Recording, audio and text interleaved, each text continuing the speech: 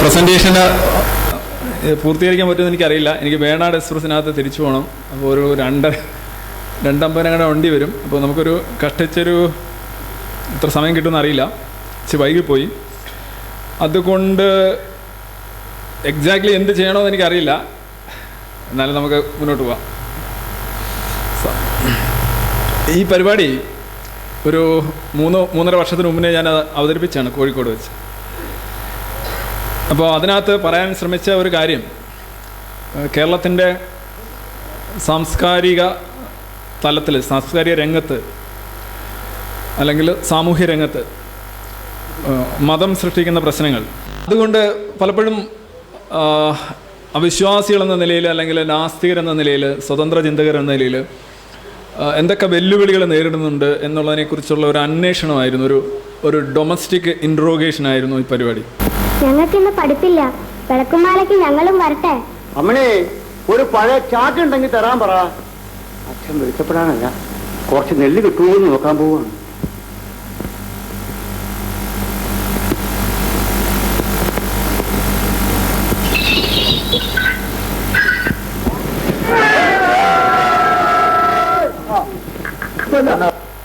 നിങ്ങൾ വീഡിയോ നമുക്ക് പ്ലേ ചെയ്യേണ്ട വന്നിട്ടുള്ളതാണ്. കുറച്ച് 10-20,000 പേര് കണ്ട പരിപാടിയാണ്. എന്നാലും ഞാൻ വേറൊരു ആംഗിളിൽ നിന്ന് നോക്കുകയാണ്. 1973 ചിത്രം നിർമ്മാല്യം, MT വാസുദേവന്റെ സംവിധാനം, PG ആൻ്റണിക്ക് ദേശീയ അവാർഡ് നേടിക്കൊടുത്ത പടം.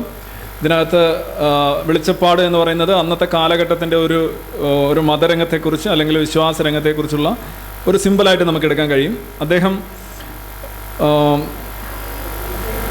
ഈ വളരെ ദാരിദ്ര്യത്തിലാണ് കഴിഞ്ഞു പോകുന്നത്. അദ്ദേഹത്തിൻ്റെ വീട്ടിലെ കാര്യങ്ങൾ പോലും നോക്കാൻ കഴിയുന്നില്ല. അദ്ദേഹം തുള്ളുക, വെളിച്ചപ്പാട്, ഒറാക്കിൾ എന്നാണ് പറയുന്നത്. തുള്ളലാണ് അദ്ദേഹത്തിൻ്റെ പരിപാടി. അല്ലെങ്കിൽ ഉന്മാദാവസ്ഥയിൽ ദർശനങ്ങൾ കൊടുക്കുക, പുലമ്പലുകൾ. അതുകൊണ്ട് പക്ഷേ അന്നത്തെ കാലഘട്ടത്തിൽ മതം എത്രമാത്രം നിർജ്ജീവമായിരുന്നു അല്ലെങ്കിൽ എന്നുള്ളതിൻ്റെ ഒരു തെളിവാണ്. ആ കാലഘട്ടത്തിൽ അദ്ദേഹത്തിന് ജീവിക്കാൻ ബുദ്ധിമുട്ടായിരുന്നു. അദ്ദേഹത്തിൻ്റെ വീട്ടിലും അതുപോലെ തന്നെ അദ്ദേഹത്തിൻ്റെ ഒരു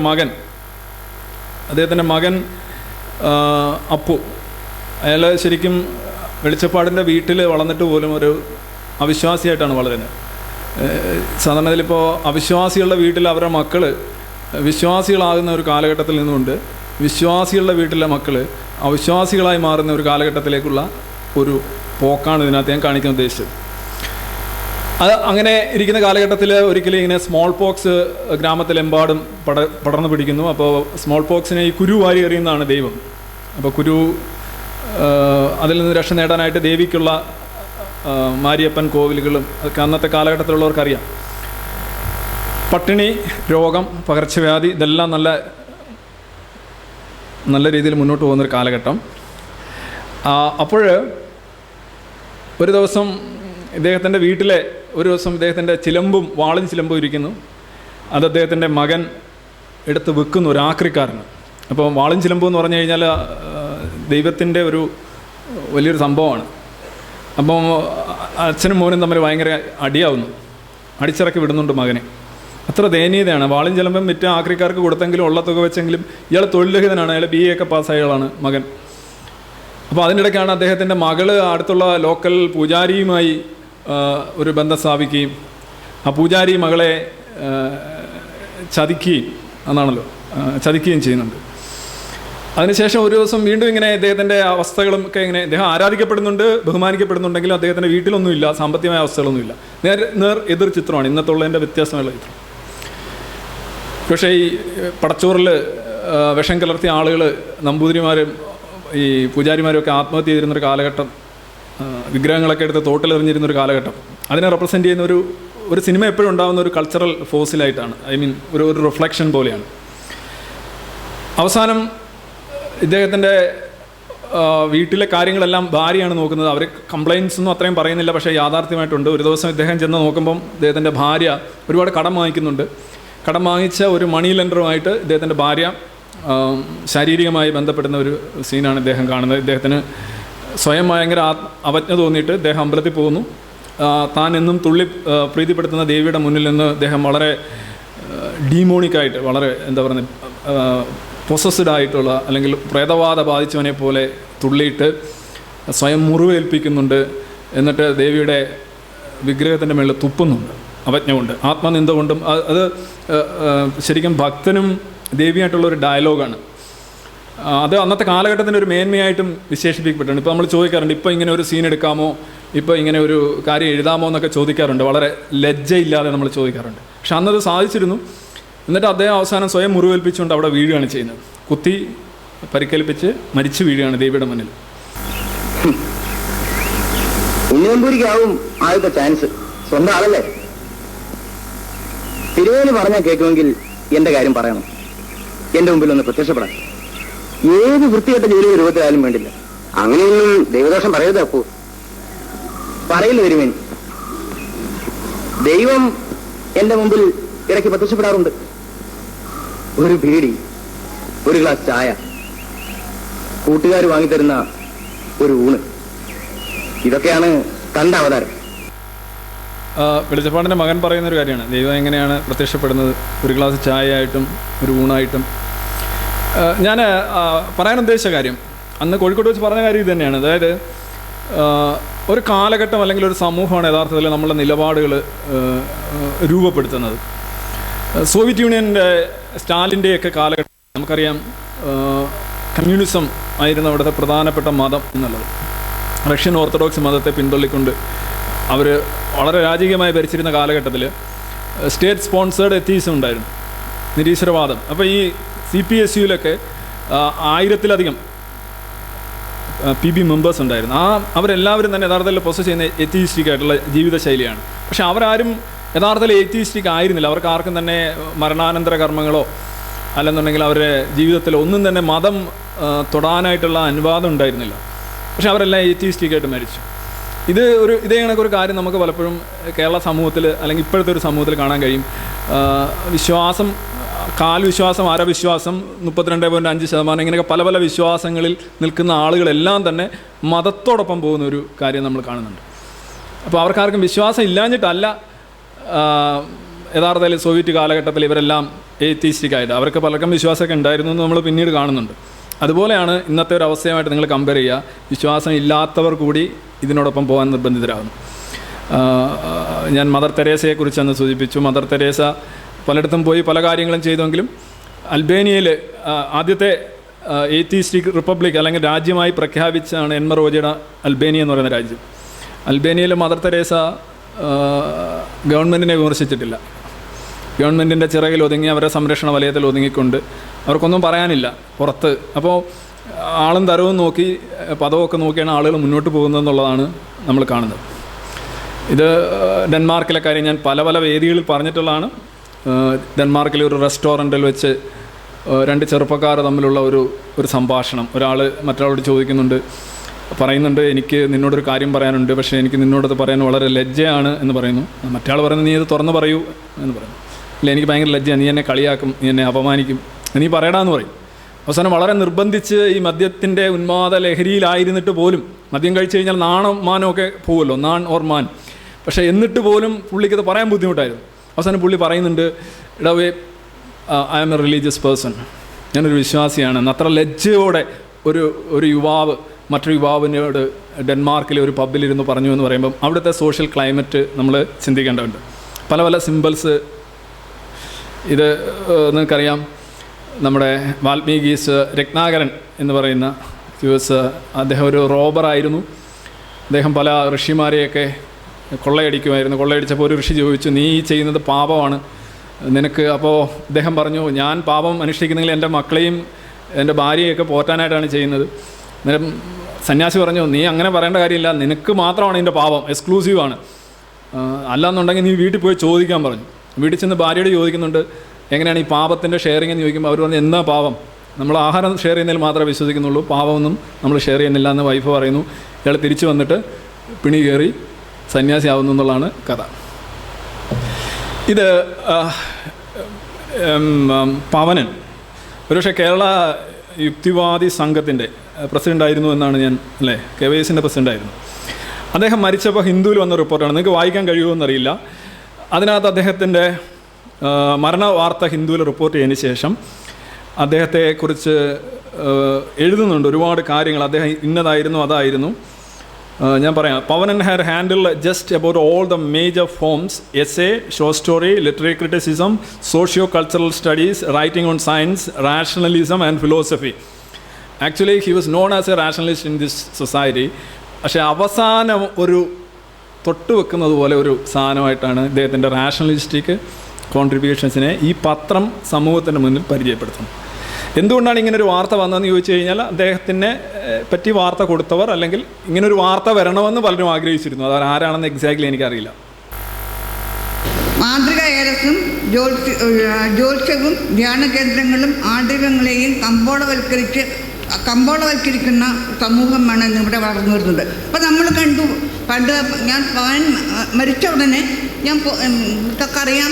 ഞാൻ ആർട്ട് ഓഫ് ലിവിങ്ങിൻ്റെ ബ്രീതിങ് എക്സസൈസ് കേൾക്കാൻ പോയിട്ടുണ്ടായിരുന്നു. എനിക്കറിയാം അതൊക്കെ വെറും തട്ടിപ്പാണെന്ന്. ഇന്നിപ്പോൾ ഈ 2-3 ദിവസമായിട്ട് ഇവിടെ കേരളം നടക്കുന്നത് അതൊരു എന്താ പറയുക, ഒരു ആഘോഷം, ആനന്ദോത്സവം എന്നൊക്കെ പറഞ്ഞൊരു ആഘോഷം തന്നെയായിരുന്നു. പക്ഷേ അതിനൊക്കെ ആൾക്കാർ നമുക്കിപ്പോൾ ഈ ഹാളിൽ എണ്ണിയിട്ട് നമുക്ക് ആൾക്കാരെ എണ്ണിയെടുക്കാം.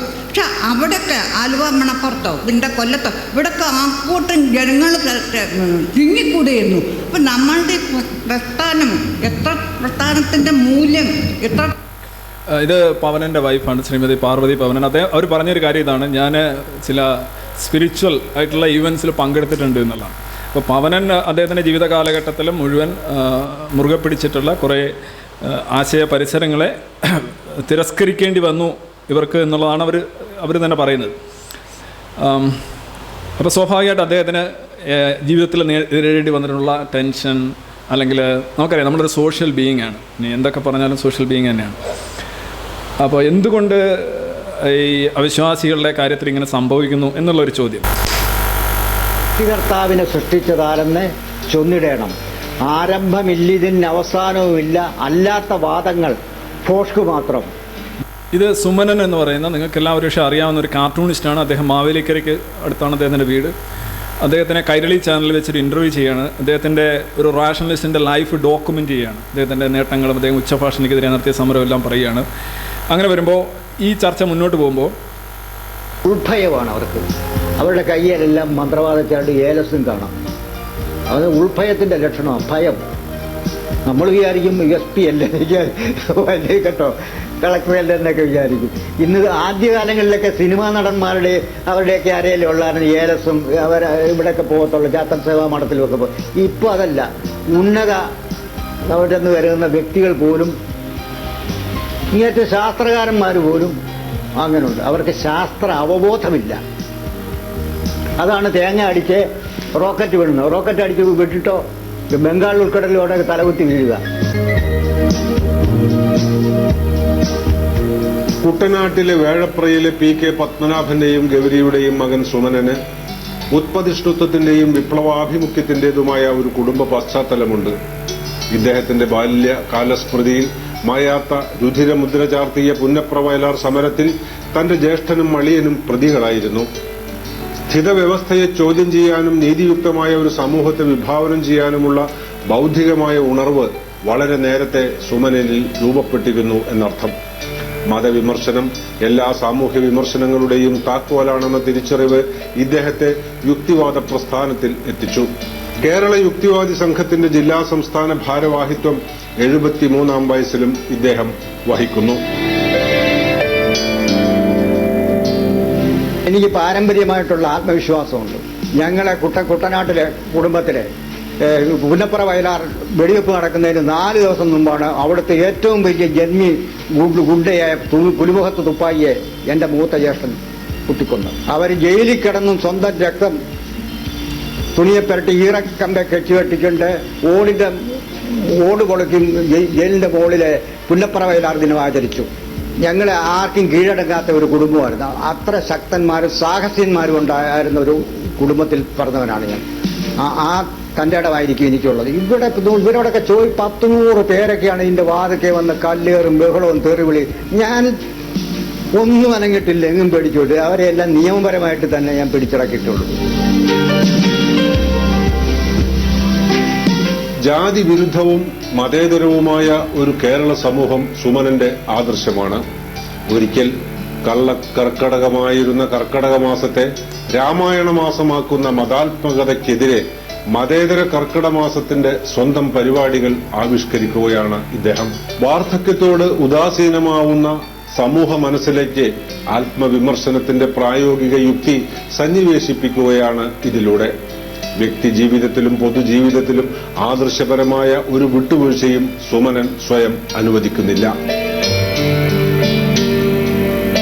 ഞാൻ കഴിഞ്ഞ 15 വർഷമായിട്ട് നടത്തിക്കൊണ്ടിരിക്കുന്നതാണ് കർക്കിടമാസ ചായ സൽക്കാരം. ഇതിന് കർക്കിടമാസ മതേതര ചായ സൽക്കാരം എന്ന് പേരിട്ടിരിക്കുന്ന ആരും തെറ്റിദ്ധരിക്കാൻ ശ്രീരാമന്റെ പേരിലോ മറ്റ് ആരുടെയും പേരിൽ നടത്തുന്നതല്ല. ഞാൻ നടത്തുന്ന അത് മറ്റുള്ളവർ മരിച്ചവർക്ക് വേണ്ടിയിട്ട് ക്ഷേത്രങ്ങളിലും മറ്റുള്ള സ്ഥാപനങ്ങളിലും ദേവാലയങ്ങളിലും ഒക്കെ നടത്തുന്നു. ഞാൻ ജീവിച്ചിരിക്കുന്നവർക്ക് വേണ്ടിയിട്ടാണ് നടത്തുന്നത്. ആ ഒരു വ്യത്യാസമേ ഉള്ളൂ. ഇതിൻ്റെ ഒരു സന്ദേശം എന്ന് പറയുന്നത് വൃദ്ധജനങ്ങളെ ആദരിക്കുക, സ്നേഹിക്കുക, സഹായിക്കുക എന്ന സന്ദേശം പരത്തുന്നതിൻ്റെ ഭാഗമായിട്ടാണ്. അല്ലാതെ മതവുമായിട്ടൊരു ബന്ധമില്ല. അതിനു വേണ്ടിയിട്ടാണ് മതേതര ചായ സൽക്കാരം എന്ന പേരിട്ടിരിക്കുന്നത്. ഏത് മതത്തിൽപ്പെട്ടവർക്ക് കഴിക്കാം, പക്ഷെ മരിച്ചവർക്ക് മാത്രം കൊടുക്കരുതെന്ന് മനേരോട് പറഞ്ഞിട്ടുണ്ട്. മക്കളുടെ വിവാഹമൊക്കെ സ്പെഷ്യൽ മാരേജ് ആക്ട് അനുസരിച്ച് യാതൊരു മതപരമായ ചടങ്ങോ പൊട്ടും കുറവയോ താലിയോ വട്ടം ചുറ്റലോ ഒന്നുമില്ലാത്ത രീതിയിലായിരുന്നു. സമ്മതിച്ചു. അവർക്കെല്ലാം താല്പര്യമാണ്. പക്ഷേ ഈ ഇമ്മാതിരി എൻ്റെ ഈ സാമൂഹ്യ പോരാട്ടത്തിൽ പുള്ളിക്കാർക്ക് ഭയം കൊണ്ട് എന്നോട് നീക്കുന്നില്ലെന്നേ ഉള്ളൂ. ഭയം കൊണ്ടാണ്. വീട്ടിൽ വേണ്ടപ്പെട്ട കാര്യങ്ങൾ യാതൊന്നും അന്വേഷിക്കും. ഇത് മാത്രം കഴിഞ്ഞിട്ട് അല്ലെങ്കിൽ കല്യാണം കഴിക്കുന്നതായിരുന്നു. വീട്ടിലെ കാര്യങ്ങൾ അന്വേഷിക്കുന്നത് ഇത് രണ്ടും നടക്കുന്നത്. ഒരെണ്ണം മാത്രം ഇങ്ങനെ. ഇത് നമുക്കറിയാം, ഒരു വീരനായകനെ പോലെ അദ്ദേഹത്തെ ഇങ്ങനെ ചിത്രീകരിച്ച് വരുന്ന സമയത്താണ് അദ്ദേഹത്തിൻ്റെ ഭാര്യയുടെ അഭിപ്രായം പറയുമ്പോൾ അവർ ഒരുപക്ഷെ ഒരു ഡോക്യുമെൻ്ററിയിലും ഇങ്ങനെ ഒരാൾക്കൊരു അനുഭവം ഉണ്ടാവാൻ സാധ്യതയില്ല എന്ന് തന്നെ കാണണം. എന്തുകൊണ്ടായിരിക്കും ഭാര്യ പറഞ്ഞത്? അവർക്കതേതായ കാരണം ഉണ്ടാവും. ഈ കേരളത്തിലെ ഇപ്പോൾ യുക്തിവാദികളും അവിശ്വാസികളൊക്കെ പുറത്ത് നടക്കുന്നതിൽ ഒരു 95% ആൾക്കാരും ഞാൻ മനസ്സിലാക്കണം പുരുഷന്മാരാണ്. ഇതിനകത്തൊരു പുരുഷൻ്റേതായിട്ടുള്ള ഒരു വീക്ഷണം ഇതിനകത്ത് ഉണ്ടാകും. കാരണം ഈ അടുത്തിടെയാണ് ഞാൻ കൂടുതൽ സ്ത്രീകളെ കാണുന്നത്. അതുകൊണ്ട് നിങ്ങൾ രണ്ട് വശത്തു നിന്നുള്ളൊരു ഇതിനകത്ത് ഒരു ആംഗിൾ ഈ പരിപാടിക്ക് അന്നും ഉണ്ടായിരുന്നില്ല, ഇപ്പോഴും ഇതിനകത്തില്ല. ഇപ്പം മത്സ്യബന്ധന തൊഴിലാളികളെ കുറിച്ചുള്ള ഒരു പരിപാടി നടത്തുമ്പോഴും അവരും പുരുഷന്മാരാണ് കൂടുതലും. ഇത് തിരിച്ചും വരാമെന്നുള്ളൂ. എന്നെ ഈ അടുത്തിടെ ഒരു സ്ത്രീ, ഒരു അമ്മ, ഒരു മകനുണ്ട്. അവർ പ്രസ് ക്ലബ്ബിലും വന്നിരുന്നു. അവരുടെ ഭർത്താവിന് വിശ്വാസമുണ്ട്, ഭയങ്കര വിശ്വാസിയാണ്. അവർക്ക് വിശ്വാസമില്ല, അവർക്ക് മുന്നോട്ട് പോകാൻ പറ്റുന്നില്ല, വേർപിരിയുന്നു. മകനൊരു അവിശ്വാസിയായിട്ട് വളരുന്നു. അപ്പോൾ സ്ത്രീകൾ ഒരുപക്ഷെ ഈ അവസ്ഥയിൽ വന്നു കഴിഞ്ഞാൽ അനുഭവിക്കാനിടയുള്ള പ്രശ്നങ്ങൾ ഇതിലും രൂക്ഷമാണ് നമ്മളുടെ സമൂഹത്തിൽ. രണ്ട് വശത്തും അത് തന്നെയാണ്. പക്ഷേ ഞാൻ പൊതുവായി ഇതിലൂടെ പോകുന്നു എന്നേ ഉള്ളൂ ഞാൻ പറഞ്ഞത്. അപ്പോൾ സ്വാഭാവികമായിട്ടും നിങ്ങളുടെ നിങ്ങൾ ഒരു പുരുഷനാണെങ്കിൽ നിങ്ങൾ വിവാഹം കഴിക്കാൻ പോകുന്ന സ്ത്രീ പലപ്പോഴും വിശ്വാസിയായിരിക്കും. വിശ്വാസിയെ കിട്ടാനാണ് സാധ്യത കൂടുതൽ. ഒരു കോയിൻ കറക്കിയിടുന്നോളാം. നിങ്ങൾ പ്രത്യേകിച്ച് ഞാൻ നിരീശ്വരവാദിയെ മാത്രമേ കെട്ടൂ എന്ന് പറഞ്ഞ് പോയി കഴിഞ്ഞാൽ അതിനകത്ത് ഒരു സ്വതന്ത്ര ചിന്ത ഉണ്ടോ എന്നുള്ളൊരു ചോദ്യം വരും അല്ലേ. ഞാൻ എൻ്റെ ജാതിയിൽ നിന്ന് കെട്ടത്തില്ല എന്നൊക്കെ പറയുന്നത് കേൾക്കുന്നുണ്ട്. എൻ്റെ ജാതിയിൽ നിന്ന് എന്താ നിൻ്റെ ജാതിക്ക് കുഴപ്പം എന്നില്ല ഇന്നസെൻ്റ് ചോദിച്ച ചോദ്യം വരുന്നുണ്ട്. അപ്പോൾ ഏതെങ്കിലും ഒരു ജാതിയിൽ നിന്ന് കെട്ടാതിരിക്കൽ, ഏതെങ്കിലും ഒരു മതത്തിൽ നിന്ന് കെട്ടാതിരിക്കൽ, ഒരു അവിശ്വാസിയെ തന്നെ കെട്ടണം എന്നുള്ള വാശി, ഇതൊക്കെ തന്നെ പലപ്പോഴും ഒരു വ്യക്തി ജീവിതത്തിൻ്റെ പരിമിതികളായിട്ട് മാറാറുണ്ട്. അപ്പോൾ അങ്ങനെ വരുമ്പോൾ പലപ്പോഴും അവിശ്വാസികളായിട്ടുള്ള ആൾക്കാർക്ക് വിവാഹം കഴിക്കേണ്ടി വരുന്നത് വളരെ റിലീജിയസ് ആയിട്ടുള്ള കുടുംബത്തിൽ നിന്ന് വരുന്ന പെൺകുട്ടികളെ ആകാം, തിരിച്ചും ആകാം. എപ്പോഴും തിരിച്ചു പറയണം എന്നുള്ളതാണല്ലോ. അതുകൊണ്ട് ഞാൻ തിരിച്ച് എപ്പോഴും പറയുന്നു. നമുക്കറിയാം അതിൻ്റെ പ്രധാനപ്പെട്ട ഒരു കാരണം ഞാൻ പലയിടത്തും പറയുള്ളത് സൺലൈക്ക് ഐഡിയാസ് ആൻഡ് മൂൺലൈക്ക് ഐഡിയാസ്. സൺലൈക്ക് ഐഡിയാസ് എന്ന് പറഞ്ഞു കഴിഞ്ഞാൽ സൺ ഈസ് റിയൽ, ജെനുവൻ. അതൊരു ഹൈഡ്രജൻ ബോംബ് ഫാക്ടറിയാണ്, അതിൻ്റെ പ്രകാശം അസലാണ്. പക്ഷേ സൺലൈറ്റിൽ ഇറങ്ങി നിൽക്കാൻ ആർക്കും താല്പര്യമില്ല. മേക്കപ്പൊക്കെ ഇട്ട് ഇറങ്ങി നിന്ന് കഴിഞ്ഞാൽ ആകെ പോക്കാണ്. നിങ്ങളുടെ മുഴുവൻ ക്രൈറ്റേഴ്സും എല്ലാം ആളുകൾ കാണും. അതേസമയം ചന്ദ്രനെ നോക്കൂ, ചന്ദ്രൻ്റെ പ്രകാശത്ത് ഇറങ്ങി കഴിഞ്ഞാൽ നിങ്ങളൊരു സുന്ദരനോ സുന്ദരിയൊക്കെ ആയിട്ട് മാറും, നല്ല കൂളാണ്.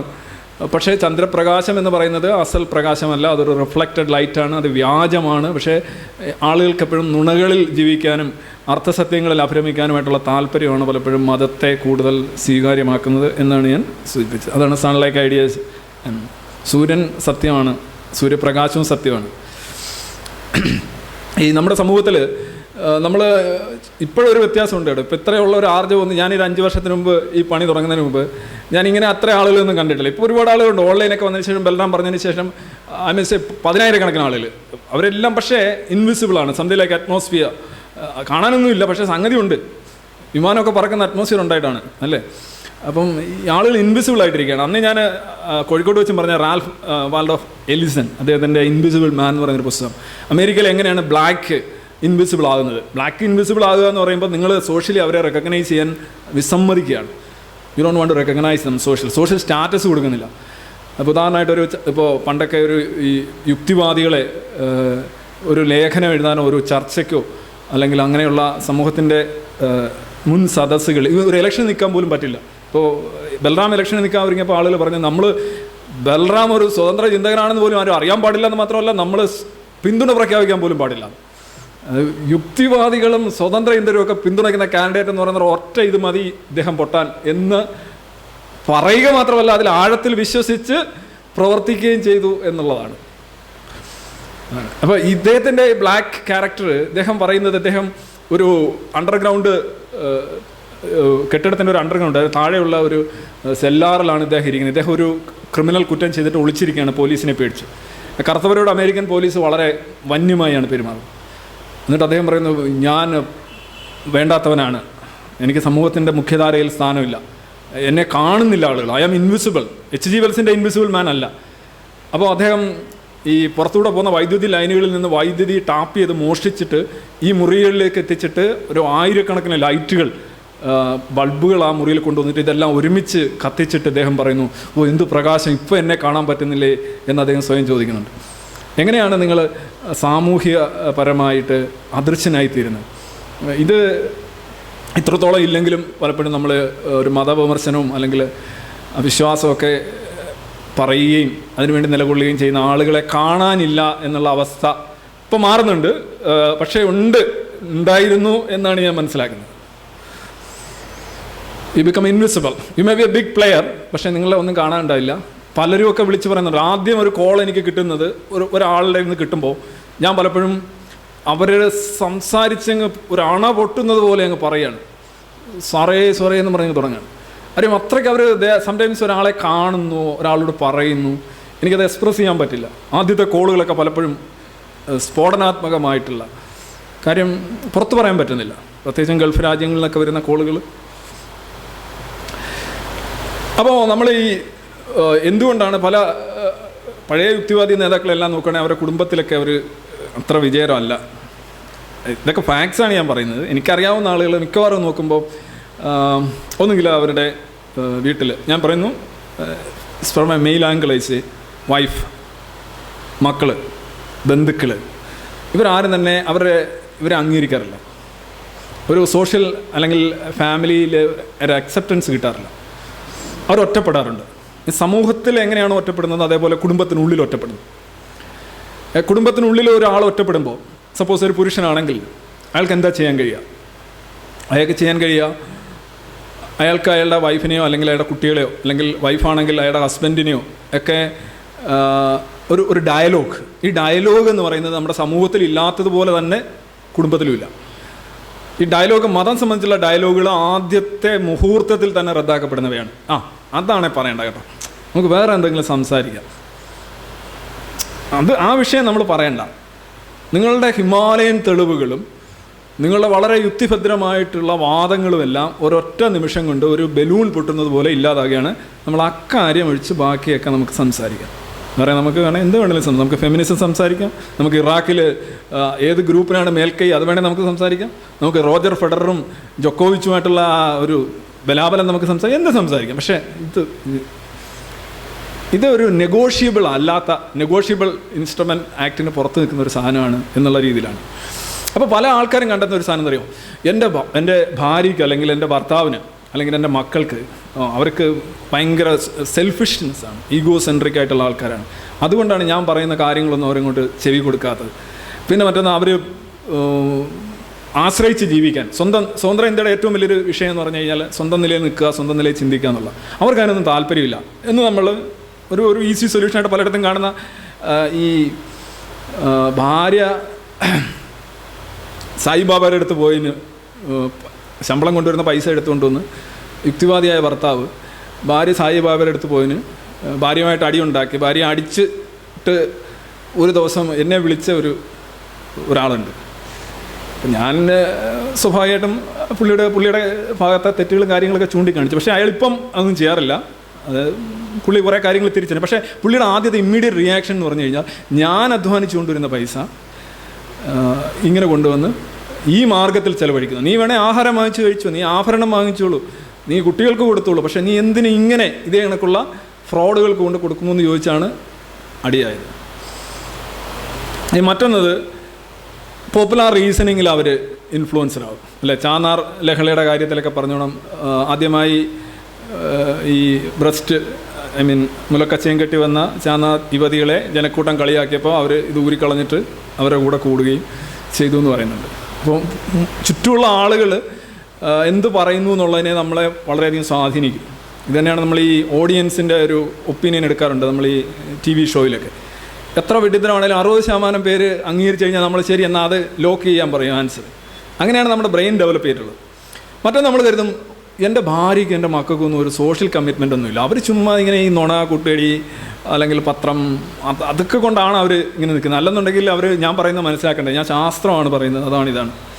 ഇനി മറ്റൊന്ന്, യൂട്ടിലിറ്റേറിയൻ ആയിട്ടുള്ള aversion to ideological concerns. Ideology എന്ന് പറയുന്നത് പലർക്കും താല്പര്യമില്ല. ആശയപരമായിട്ടുള്ള ഒരു കൃത്യതയൊന്നും ജീവിക്കാൻ ആവശ്യമില്ല എന്ന് കരുതുന്നവരാണ് ഭൂരിഭാഗം ആളുകൾ. അതുകൊണ്ടാകാം എന്നുള്ളൊരു സാധനം.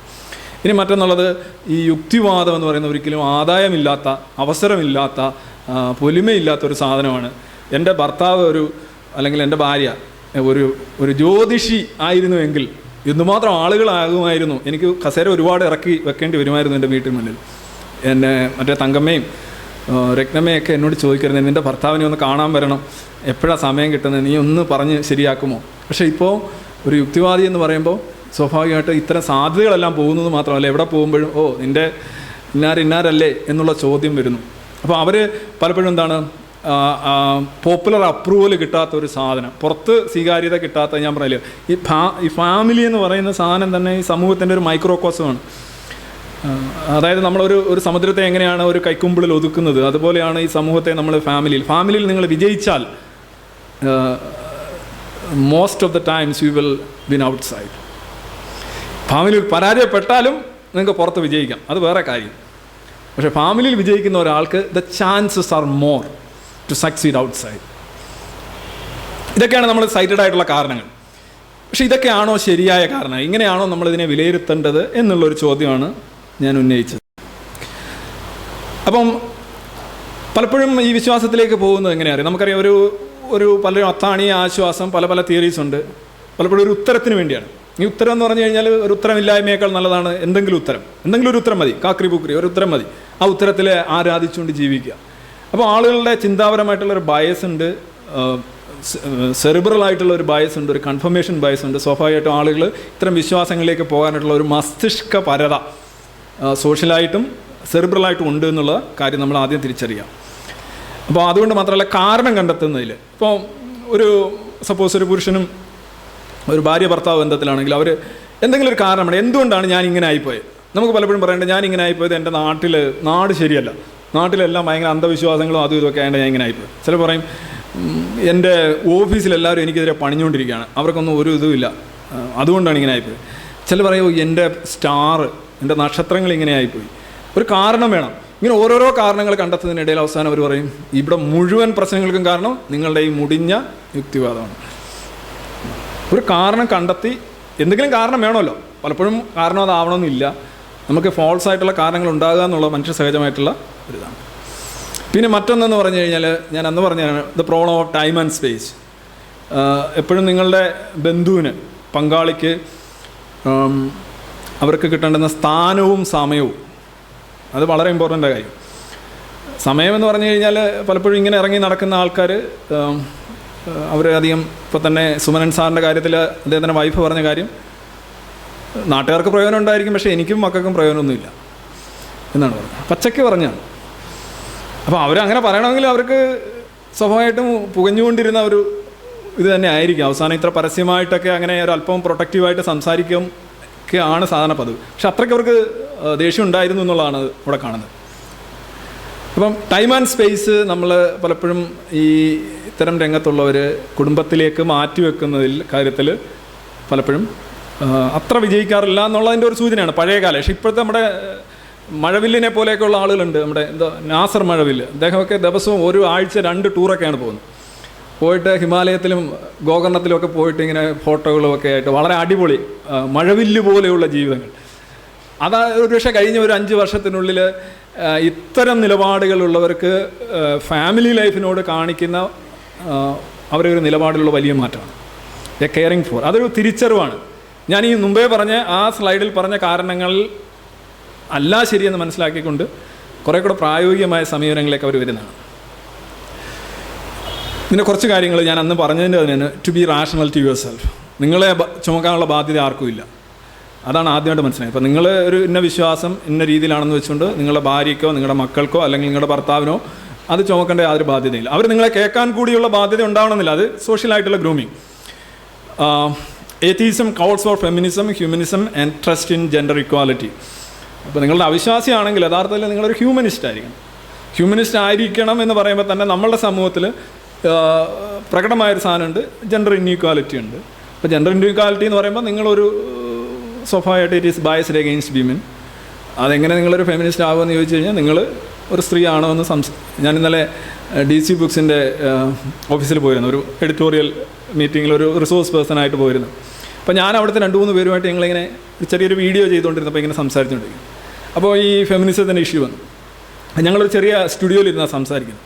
അപ്പോൾ ഞാൻ ചോദിച്ചു, ഞാൻ പെണ്ണായിരുന്നുവെങ്കിൽ, ഞാനൊരു സ്ത്രീ ആയിരുന്നുവെങ്കിൽ എനിക്കിവിടെ വന്നിരുന്ന ഈ വീഡിയോ നിങ്ങളുടെ കൂടെ ഇരുന്ന് ഷൂട്ട് ചെയ്യാൻ പറ്റില്ല. Just if maybe I am more resourceful. പക്ഷേ 2 പുരുഷന്മാരുണ്ട്, ഒരു വലിയ സ്ഥാപനമാണ്. എനിക്കിവിടെ വന്നിരുന്ന ഈ ചെറിയ മുറിയിൽ ഇരുന്നൊരു കുഞ്ഞു വീഡിയോ, ഈ അമ്പിളിക്കുട്ടന്മാരുടെ ഒരു പ്രൊമോഷണൽ വീഡിയോ, ഒരു 10 മിനിറ്റുള്ളൊരു സാധനം എനിക്ക് ചെയ്യാൻ പറ്റില്ല. ചെയ്യാൻ പറ്റില്ല എന്നല്ല, എന്നെ അനുവദിക്കില്ല. ഒരു പക്ഷേ മാനേജ്മെൻറ്റ് അനുവദിക്കില്ല. അപ്പോൾ അതെന്നൊക്കെ പറഞ്ഞ ഒരു ഓഷ്യൻ ഓഫ് ലിമിറ്റേഷനാണ്. ഇതാണ് ഒരു ബേസിക് ഡിഫോൾട്ട് ഫെമിനിസം എന്ന് പറയുന്ന സാധനം. അവിടെയും നോക്കേണ്ടത് ഹ്യൂമനിസം. പക്ഷേ അവിടെയും കൈ വിറയ്ക്കാൻ പാടില്ല. എന്ന് വെച്ച് കഴിഞ്ഞാൽ ഒരു ഫെമിനിസ്റ്റ് എന്ന് പറയുമ്പം മറ്റേ ജെൻഡർ അല്ലെങ്കിൽ 3ാം ജെൻഡർ അതിനെതിരെയുള്ള ഒരു പടപ്പുറപ്പാട് ആകുന്നതിലും കാര്യമില്ല. അതും കഥയില്ലാത്ത കാര്യമാണ്. പക്ഷേ പ്രൊനൗൺസ്ഡ് ആയിട്ടുള്ള ഒരു ചായ്വ് ഈ സമൂഹത്തിൽ ആവശ്യമാണ്. അതാണ്. ഇനി മറ്റുള്ളത് ഇൻ്റലക്ച്വൽ മസാജിങ്. അതായത് ഒരു ചോദ്യമുണ്ട്, നിങ്ങൾ ഈ പുറത്ത് പോയി ഈ സാധനം എല്ലാം പറയുമ്പോൾ നിങ്ങളുടെ വീട്ടിലെന്താ നിങ്ങളുടെ ഭാര്യയ്ക്ക് എപ്പോഴും പലരും ചോദിക്കേണ്ടത്, നിങ്ങൾ വലിയ മറുപ്പാണ്, പക്ഷേ നിങ്ങളുടെ വീട്ടിൽ സ്വന്തം ഭാര്യയുടെ കൈ പറയാൻ പറ്റാത്ത അല്ലെങ്കിൽ സ്വന്തം ഭർത്താവിനോട് പറയാൻ പറ്റാത്ത കാര്യമാണ് നിങ്ങൾ പുറത്ത് പോയി പറയുന്നത് ചോദിക്കാറുണ്ട്. അപ്പോൾ ഡയലോഗ് നടക്കാത്തടുത്ത് എന്ത് ചെയ്യണം? അപ്പോൾ അവിടെ പറയുന്നത് ഡയലോഗ് എങ്ങനെയെങ്കിലും പോസിബിൾ ആക്കണം. അതിന് അവരുടെ സ്നേഹം സമ്പാദിക്കണം, അവരുടെ കോൺഫിഡൻസ് സമ്പാദിക്കണം, എന്നിട്ട് ഡയലോഗ് നടക്കണം. അവിടെ നമുക്കൊരു പണിയുണ്ട്, കുടുംബത്തിലൊരു പണിയുണ്ട് എന്നുള്ളതാണ് സത്യം. പലരും എളുപ്പത്തിന് ഇത് വിട്ടിട്ട് പുറത്താവുമ്പോൾ കുഴപ്പമില്ലല്ലോ. ഈ പുറത്തും അകത്തും തമ്മിലുള്ളൊരു വ്യത്യാസം ഈ ചന്ദ്രൻ്റെ കണക്കാണ്. ചന്ദ്രൻ എന്ന് പറയുമ്പോൾ ഈ ചന്ദ്രൻ്റെ ഒരു ഭ്രമണവും ഭൂമിക്ക് ചുറ്റുമുള്ള കറക്കവും ഏതാണ്ട് 27.5 ദിവസം ഒരേ സമയമായതുകൊണ്ട് ചന്ദ്രൻ്റെ ഒരു വശം മാത്രമേ നമ്മൾ കാണുന്നുള്ളൂ, മറ്റേ വശം കാണാൻ പറ്റും. എപ്പോഴും ചന്ദ്രൻ്റെ ആദ്യത്തെ വശം കണ്ട ഒരുപക്ഷെ കൊളിൻസിനെ പോലെയുള്ള ചന്ദ്രനെ ഓർബിറ്റ് ചെയ്ത ആൾക്കാരായിരിക്കും. കൊളിൻസ് അപ്പുറം പോകുന്ന സമയമുണ്ട്, ഒരു 50-54 മിനിറ്റ് ആംസ്ട്രോങ്ങിനെയും ആൾഡനെയും താഴെ ഇറക്കിയിട്ട്. ആ സമയത്ത് ഭൂമിയുമായിട്ടുള്ള ബന്ധം പോലും വിച്ഛേദിക്കപ്പെടും. അപ്പോൾ അദ്ദേഹം കണ്ടിട്ടുണ്ടാവും. പക്ഷേ നമ്മൾ പൊതുവിൽ കാണുന്ന ഒരു സൈഡ്. ഇതേ കണക്കാണ് നമ്മുടെ സോഷ്യൽ ലൈഫിൽ നമ്മളെപ്പോഴും ഒരു മുഖമേ കാണുന്നുള്ളൂ. Most accepted, most pleasing, most illuminated face is being constantly being shown. അപ്പോൾ നല്ല ആളാണ് നമ്മൾ പുറത്ത് കാണുന്നത്. പക്ഷേ നമ്മളുടെ ഒരു ഹോട്ടലിൻ്റെ പിന്നാമ്പുറം എങ്ങനെ ഉണ്ടാവും എന്നുള്ളതാണ് എപ്പോഴും നോക്കുന്നത്. അതിൻ്റെ അടുക്കള എങ്ങനെ ഉണ്ടാവും, അതാണ് യഥാർത്ഥത്തിൽ ഹോട്ടലിനെ വിലയിരുത്താനായിട്ടുള്ള ഏറ്റവും വലിയ അവസരം. അല്ലാതെ പുറത്ത് നോക്കുമ്പോൾ കണ്ണാടി ഉണ്ടാവും, ഉണ്ടമ്പരി ഉണ്ടാവും, TV-യോ എന്തെല്ലാം സാധനം ഉണ്ടാവും, മുതലാളി ഉണ്ടാവും. പക്ഷേ പുറത്ത് നിങ്ങൾ അടുക്കളയിലാണ് പോകേണ്ടത്. ആദ്യം ഈ അടുക്കളകളിലാണ് യഥാർത്ഥത്തിൽ നമ്മളുടെ തനി കുണം ശരിക്കും പ്രകടമാണ്. അവിടെ സത്യത്തിൽ നിങ്ങൾക്ക് ഒരു ഷീൽഡ് ഇല്ല എന്നുള്ളതാണ്. അവിടെ ഒരു ഡയലോഗ് ഉണ്ടാകണം. ആ ഡയലോഗ് ഉണ്ടാകാനായിട്ട് ഒരു ഇൻ്റലക്ച്വൽ മെസ്സാജിങ് എന്ന് പറയുമ്പോൾ എന്തെങ്കിലും അവരൊരു ഇൻഫീരിയർ ആണെന്നല്ല വെച്ചാൽ you have to constantly address. അതിനാദ്യം അങ്ങനെ ഒരു ആൻറ്റന ആ രീതിയിലേക്ക് പരുവപ്പെടുത്തണം. അല്ല നിങ്ങൾ ചുമ്മാ ഇങ്ങനെ സിഗ്നൽ വിട്ടുകൊണ്ടിരുന്നാൽ പോലെ അവർ ആൻറ്റന തിരിച്ചു വെക്കുക. ഡിഷ് ഇങ്ങനെ ഇരിക്കുക. ഡിഷ് ഇങ്ങനെ വെച്ചാൽ നിങ്ങളിങ്ങനെ സിഗ്നൽ വിട്ടുകൊണ്ടിരിക്കും, നോ വേ. അങ്ങനെ ഒരു ട്രസ്റ്റ് ബിൽഡ് ചെയ്യണം. ട്രസ്റ്റ് ഡെഫിസിറ്റ് ഇൻ ഫാമിലി, അതൊരു വലിയ പ്രശ്നമാണ്. അതിന് ഈ പറഞ്ഞാൽ ഞാൻ മഴവില്ലിൻ്റെ കാര്യമൊക്കെ പറഞ്ഞതാണ്. ജീവിതം എന്ന് പറഞ്ഞു കഴിഞ്ഞാൽ ആസ്വദിക്കാനുള്ളൊരു സാധനമാണ്, ഓരോ നിമിഷവും ആസ്വദിക്കാനുള്ള സാധനം. ഈ കൺസ്ട്രെയിൻസും എക്സ്ട്രീം മോറാലിറ്റിയും ഒക്കെ എന്ന് പറഞ്ഞാൽ സത്യത്തിൽ വലിയൊരു ചുമക്കാൻ ബുദ്ധിമുട്ടുള്ള കാര്യമാണ്. നമ്മൾ പലരും കണ്ടീഷൻ ടൈപ്പ്, ഇനി മാറാൻ പറ്റാത്ത പല ആൾക്കാർ ഇവിടെ ഉണ്ടാവും. അവർക്ക് മാറാനേ പറ്റില്ല, അവരങ്ങനെയല്ല, അതേപോലെ വണ്ടിക്കാള പോലെ ആയിട്ടുണ്ടാവും. ഒരു പക്ഷേ നമ്മുടെയൊക്കെ കാര്യം അങ്ങനെയായിരിക്കും. പക്ഷേ ഇനി വരുന്ന ആൾക്കാർക്കെങ്കിലും അവരുടെ സ്വാതന്ത്ര്യം കാണുമ്പോൾ നിങ്ങളുടെ കരൾ കലങ്ങാൻ പാടില്ല എന്നതാണ്. ആ ഒരു ആറ്റിറ്റ്യൂഡ്, ഒരു ഓപ്പൺ ആയിട്ടുള്ള ഒരു ആറ്റിറ്റ്യൂഡ് ഉണ്ടാവും. Then have to keep on pedalling not to fall. അത് പെഡൽ ചെയ്തുകൊണ്ടിരിക്കുക. അതായത് ഞാൻ എപ്പോഴും ഒരു സൈക്കിളിൻ്റെ ഉപമ പറയാറുണ്ട്. സൈക്കിളിൽ നിന്ന് വീഴാതിരിക്കണമെങ്കിൽ എപ്പോഴും അത് ചവിട്ടിക്കൊണ്ടിരിക്കണം. അതാണ് ജീവിതത്തിൻ്റെ എന്ന് പറഞ്ഞാൽ ഓരോ ഘട്ടത്തിലും അത് തന്നെയാണ്, നിങ്ങൾ ചവിട്ടിക്കൊണ്ടേയിരിക്കണം. ഒരു കാര്യം പറഞ്ഞു, അത് ചില ഘട്ടങ്ങളിൽ ചിലപ്പോൾ അത് ശരിയാവും. ഞാൻ പറയാം, ഒരു പെട്ടെന്ന് നമ്മൾ തന്നെ പറയാറുണ്ട് ജീവിതത്തിൽ ഒരു പ്രശ്നം വരുമ്പോൾ പറയും, ഞാൻ ഇത് തന്നെയാണ് നിന്നോട് ഇത്രയും നാൾ പറഞ്ഞുകൊണ്ടിരുന്നത്, പക്ഷേ എനിക്ക് ഇപ്പോഴാണ് അത് മനസ്സിലായതെന്ന് പറയും. എന്നിട്ട് പറഞ്ഞു, ആ ശരിയാണ്, ഇപ്പോഴാണ് മനസ്സിലായത്. അങ്ങനെ അനുകൂല സന്ദർഭങ്ങൾക്കായി കാത്തിരിക്കാനുള്ള ക്ഷമയുണ്ടാവണം. ചില സമയങ്ങളിൽ ഇഞ്ചക്ഷൻ അങ്ങ് കയറും, ചില സമയങ്ങളിൽ നോവേ, നീഡിലും അടിച്ചു കളഞ്ഞ് ഡോക്ടർക്കും ഒക്കെ ഉടുപ്പും വലിച്ചു വിടുന്ന നിർബന്ധം. ഞാനിത് കുറച്ച് കാണിച്ചാണ്, എന്നാലും നിങ്ങളൊരു തമാശയ്ക്ക് പോയി ഇത്ര നേരം പോകുന്നറിയില്ല. നമ്മുടെ സമൂഹത്തിൽ പൊതുവിലുള്ള ഒരു പ്രശ്നം എന്ന് പറഞ്ഞു കഴിഞ്ഞാൽ, ഒരു മതാധിഷ്ഠിത സമൂഹമാണ്, മതത്തിനെതിരെ ആരുമില്ല, കുറച്ച് ആൾക്കാരേ ഉള്ളൂ. അപ്പം പലരും ഓരോരോ പല പല ലേബലുകൾ തേടിപ്പോവുകയാണ്. ലേബലുകൾ എന്ന് പറയുമ്പോൾ, ഞാനൊരു എയ്ത്തീസ്റ്റ് ആണെന്ന് തുറന്ന് പറയാനായിട്ട്, ഇപ്പോൾ ഉദാഹരണമായിട്ട് ഞാൻ ഈ കമ്മ്യൂണിസ്റ്റ് നേതാക്കളുടെ എല്ലാം ഫേസ്ബുക്ക് അക്കൗണ്ടിൽ പോയി നോക്കാറുണ്ട്. അപ്പോൾ അവിടെ എഴുതി വെച്ചിരിക്കുന്നത് humanist, liberal, extremely liberal, unshakably liberal, secular liberal, liberal secular.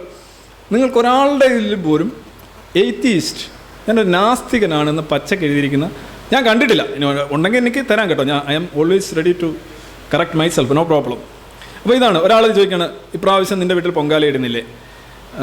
അപ്പോൾ ചോദിക്കുന്നു, ഏയ് അതൊക്കെ അന്ധവിശ്വാസമില്ലേ പൊങ്കാല, അപ്പോൾ എന്താ നീ നാസ്തികനാണോ? നാസ്തി അങ്ങനെ എത്രയും ഇതാണ്. അപ്പോൾ എന്താ അജ്ഞേയവാദിയാണോ?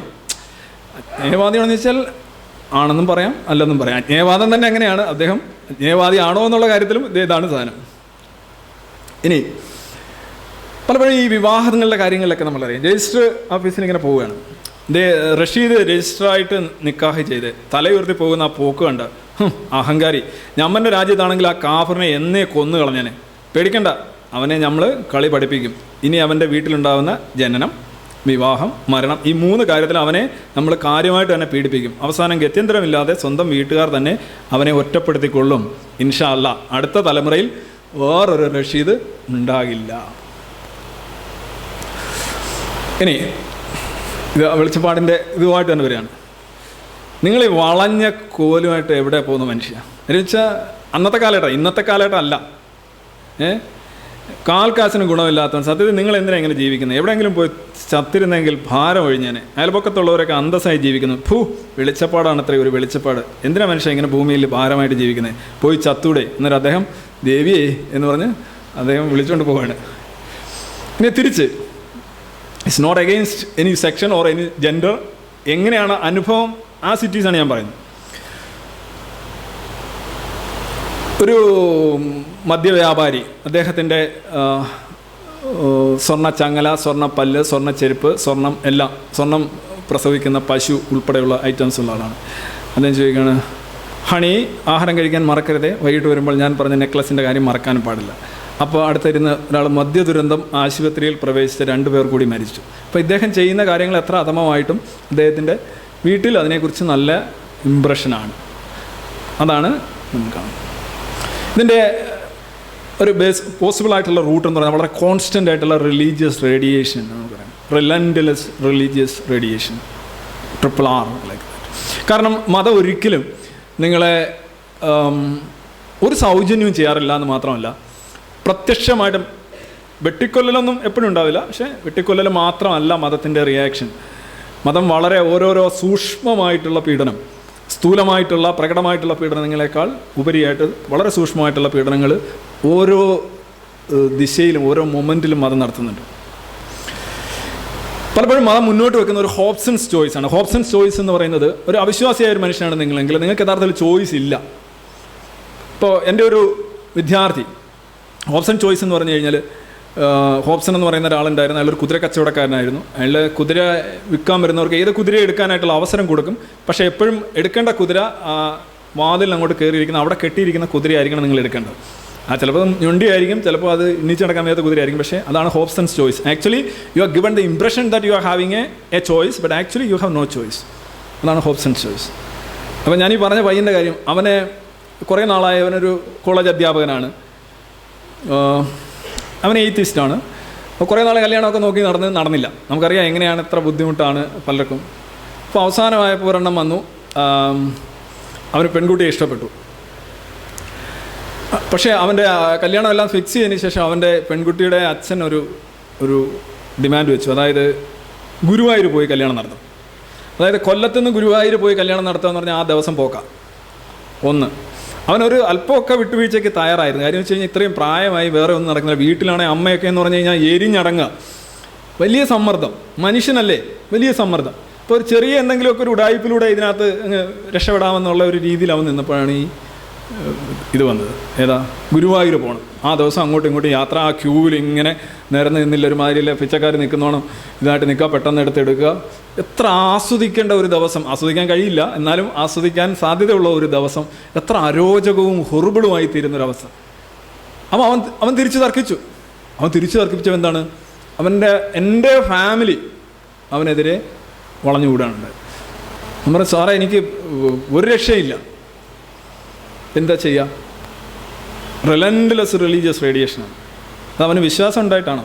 അല്ല ഈ പറയുന്ന XYZ ദൈവങ്ങൾക്ക് ശക്തി ഉള്ളതുകൊണ്ടാണോ? അല്ലെങ്കിൽ മതത്തിന് എന്തെങ്കിലും മഹിമ ഉള്ളതുകൊണ്ടാണോ? അല്ല. ഒരു വ്യക്തിയെ നിങ്ങളൊരു കത്തി കാണിച്ചിട്ട് ഒരാളുടെ മുന്നിൽ നിന്നിട്ട് അയാളുടെ ഏറ്റവും പ്രിയപ്പെട്ട വസ്തുക്കൾ തരണമെന്ന് പറഞ്ഞു കഴിഞ്ഞാൽ അവർക്ക് വേറെ ഓപ്ഷനില്ല. ജീവനാണ് പ്രധാനം, ജീവിതമാണ് പ്രധാനം. മതം അത് ചെയ്യുന്നുണ്ട്. നിങ്ങളാരും പലപ്പോഴും ആളുകൾ അറിയുന്നില്ല. ചിലർ പറയും ഇപ്പം ഭയങ്കര നിരീശ്വരവാദിയൊക്കെ ആയിരുന്നു, പക്ഷേ അപ്പോൾ കല്യാണമൊക്കെ വന്നപ്പോൾ ഇങ്ങനെയൊക്കെയാണ് ചെയ്തത്. ചില തിരിച്ചു പറയും കല്യാണം വരെയൊക്കെ എല്ലാം നോക്കിയിട്ടാണ് പിന്നെ നിരീശ്വരവാദിയായത്. അങ്ങനെ പറയുന്ന ആൾക്കാരുണ്ട്.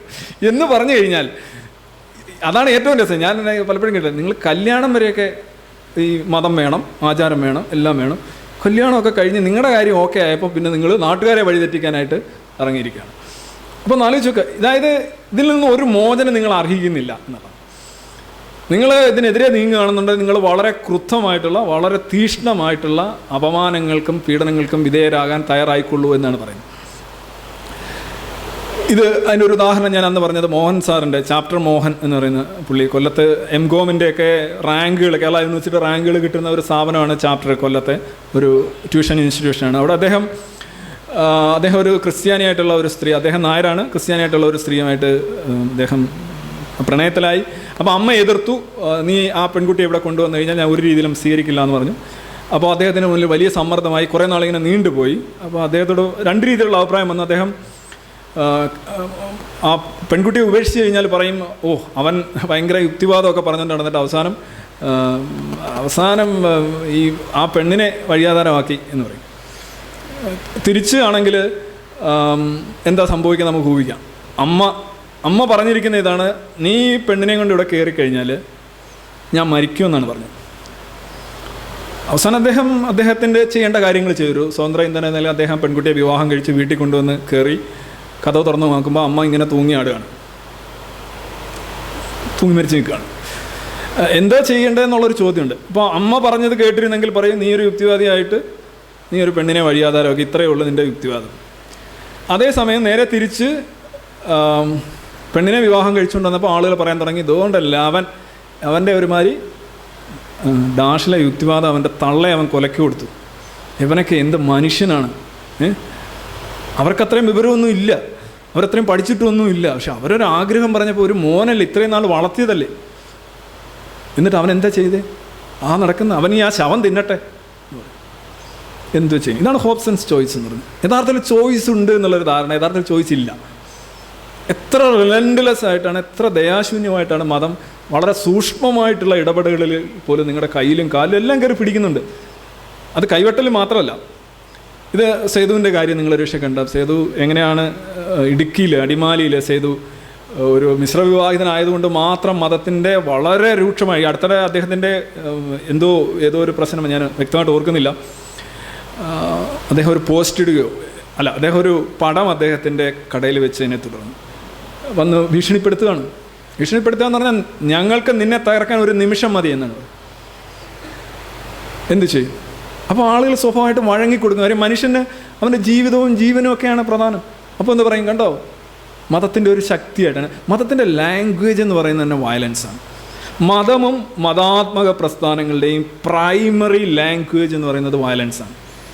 വയലൻസ് എന്ന് പറഞ്ഞു കഴിഞ്ഞാൽ 99% ആൾക്കാരെയും നിസ്സാരമായി കീഴ്പ്പെടുത്താം. ഒരു വയലൻസിനോട് അങ്ങനെ പ്രതികരിക്കുന്ന ഒരു മസ്തിഷ്ക വ്യവസ്ഥയുമായിട്ടാണ് ലോകത്ത് എല്ലാ മനുഷ്യരും ഉള്ളത്. ഇവിടെ ഒരു വലിയൊരു ത്രെട്ട് വന്നു കഴിഞ്ഞാൽ നമ്മൾ ഈ മീറ്റിംഗ് ഇവിടെ നടത്തില്ല, നമുക്ക് നടത്താൻ സാധിക്കില്ല. അപ്പോൾ വയലൻസ് കാണിച്ചിട്ട് അത് ഡോക്കിൻസിനോട് ഒരു ഓസ്ട്രേലിയയിലെ ചെന്നപ്പോൾ ചോദിച്ചൊരു ചോദ്യം ഞാൻ പലയിടത്തും പറഞ്ഞിട്ടുണ്ട്. നിങ്ങൾ ഇത്രയും മതങ്ങളെയൊക്കെ വിമർശിക്കുന്നത് എന്തുകൊണ്ട് നിങ്ങൾ ഇസ്ലാമിനെ വിമർശിക്കുന്നില്ല എന്ന് ചോദിച്ചപ്പോൾ ഡോക്കിൻസ് പച്ചയ്ക്ക് പറഞ്ഞു, ഇസ്ലാമിനെ വിമർശിക്കാൻ എനിക്ക് ഭയമാണ്. ആരെയൊക്കെയാണ് നമ്മൾ ഭയക്കുന്നത്? നമ്മൾ ഭയക്കുന്നത് വന്യമൃഗങ്ങളെ ഭയക്കും, പേപ്പട്ടികളെ ഭയക്കും, വിഷപ്പാമ്പുകളെ ഭയക്കും. ഇതൊന്നും ഈ വസ്തുക്കളുടെ ഈ ജീവികളുടെ ഒരു ക്വാളിറ്റി അല്ല. നിങ്ങളെ ഒരാൾ ഭയക്കുന്നു എന്ന് പറയുമ്പോൾ യഥാർത്ഥത്തിൽ നിങ്ങൾക്കാണോ കുഴപ്പം അതോ ഭയക്കുന്ന ആൾക്കാണോ കുഴപ്പം? ഈ ഭയം എന്ന് പറയുന്ന ഉമ്മാക്കിയുണ്ടല്ലോ. ഇപ്പോൾ ഇസ്ലാമോഫോബിയെക്കുറിച്ച് ഇപ്പോൾ ജബ്ബാർ മാഷ തന്നെ കുറേ സ്ലൈഡുകൾ കാണിച്ചു. ഞാൻ ഇതിനു മുന്നേ ഇതിനെക്കുറിച്ച് പ്രഭാഷണം നടന്നിട്ടുണ്ട്. ഭയക്കാൻ പോലും അവകാശമില്ല എന്ന് പറയുന്ന രീതിയിലുള്ള ഒരു സമ്മർദ്ദം. നിങ്ങളങ്ങനെ ഭയക്കാനൊന്നും പാടില്ല. നിങ്ങൾ വളരെ പൊളിറ്റിക്കലി കറക്റ്റായിട്ട് നിന്നിട്ട് സംസാരിക്കണം. അതായത് മനുഷ്യനിലുള്ള അവൻ്റെ സഹജമായിട്ടുള്ള ഭാവനകളെയും ചേതനകളെയൊക്കെ റദ്ദ് ചെയ്യുന്ന രീതിയിൽ ഈ സാധനം ഇങ്ങനെ ഉയർന്നു വരികയാണ്. ഇനി അതിന് മുന്നേ ഞാൻ ഇതിലേക്ക് പോകുന്നത്, ഈ പലപ്പോഴും ഈ എയ്ത്തീസത്തിലേക്ക് വരുന്നത് ഞാൻ പുതിയ പിള്ളേരെ കണ്ടിട്ടുണ്ട്. ഈ പുതിയ പിള്ളേർ ഒരുപാട് പേരെ കണ്ടിട്ടുണ്ട്. അവരെപ്പോഴും നമുക്ക് കാണാം it's actually a flash in the pan. അവർ പെട്ടെന്ന് വന്നിട്ട് 500 പോസ്റ്റ് ഇടുക, 600 ഇത് ചെയ്യുക.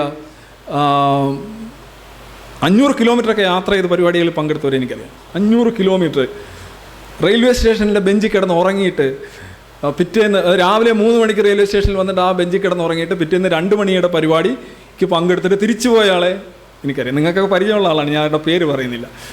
എന്തുമാത്രം ആവേശമാണ്, ഫ്ലാഷ് ഇൻ ദ പാൻ. പക്ഷേ ഇങ്ങനെ തുടങ്ങുന്ന പല ആൾക്കാരെ നിങ്ങളൊരു 2 വർഷം കഴിഞ്ഞൊന്ന് ശ്രദ്ധിച്ചു കഴിഞ്ഞാൽ there is A considerable change in there attitude. എന്താ കാര്യം എന്നറിയാമോ? The pulling, the gravity of religion is actually അവരുടെ വെയിറ്റ് ഹെവി ആയിട്ട് തോന്നുകയാണ്. അവർ എടുത്തിരിക്കുന്ന നിലപാട് വളരെ ഹെവി ആയിട്ട് അവർക്ക് തോന്നുകയാണ്. അവരാദ്യം വിചാരിക്കുന്നത്, ഓഹോ ദൈവം എന്താ ഇത്, എന്ത് വലിയ പൊട്ടത്തരമാണിത്, മതം അതിനകത്ത് എഴുതി വെച്ചിരിക്കുന്നത്. അപ്പോൾ മാഷ് പറഞ്ഞോണം എല്ലാം തന്നെ കക്കൂസി പോയി എങ്ങനെ ഇരിക്കണം, എത്ര ഡിഗ്രിയിലിരിക്കണം, എത്ര ആംഗിളിലിരിക്കണം, എന്ത് ചെയ്യണം, എവിടെ ചെയ്യണം, ഇതൊക്കെ എന്തോന്ന് ഇത്, ഇതിന് പുറകിലാണോ ഈ ആളുകളെല്ലാം നടക്കുന്നത് എന്ന് മനസ്സിലാക്കാൻ വലിയ പ്രയാസമൊന്നുമില്ല. പക്ഷേ ആ മനസ്സിലാക്കിയിട്ട് യഥാർത്ഥത്തിൽ ഒരു അവിശ്വാസിയുടെ ഒരു ജീവിതം അങ്ങോട്ട് നയിച്ചു തുടങ്ങുമ്പോൾ ഉണ്ടാകുന്ന പ്രശ്നങ്ങളാണ്. പലപ്പോഴും നിങ്ങൾക്കറിയാം, അവരുടെ പോസ്റ്റുകൾ കുറയും. പിന്നെ കുറച്ച് കഴിഞ്ഞിട്ട് അവർ ഒരു വേറെ വിഷയങ്ങളിലേക്ക്, പിന്നെ ഹോമിയയിലോട്ട് പോരുന്നല്ല ഞാൻ പറഞ്ഞു. നമ്മൾ നോക്കുക ആ വിഷയം, ഈ മതേതരമായിട്ടുള്ള വിഷയങ്ങളിലേക്ക് നമുക്ക് കുറച്ചുകൂടെ ഫ്രീഡവും സ്കോപ്പും ഒക്കെ ഉണ്ട്.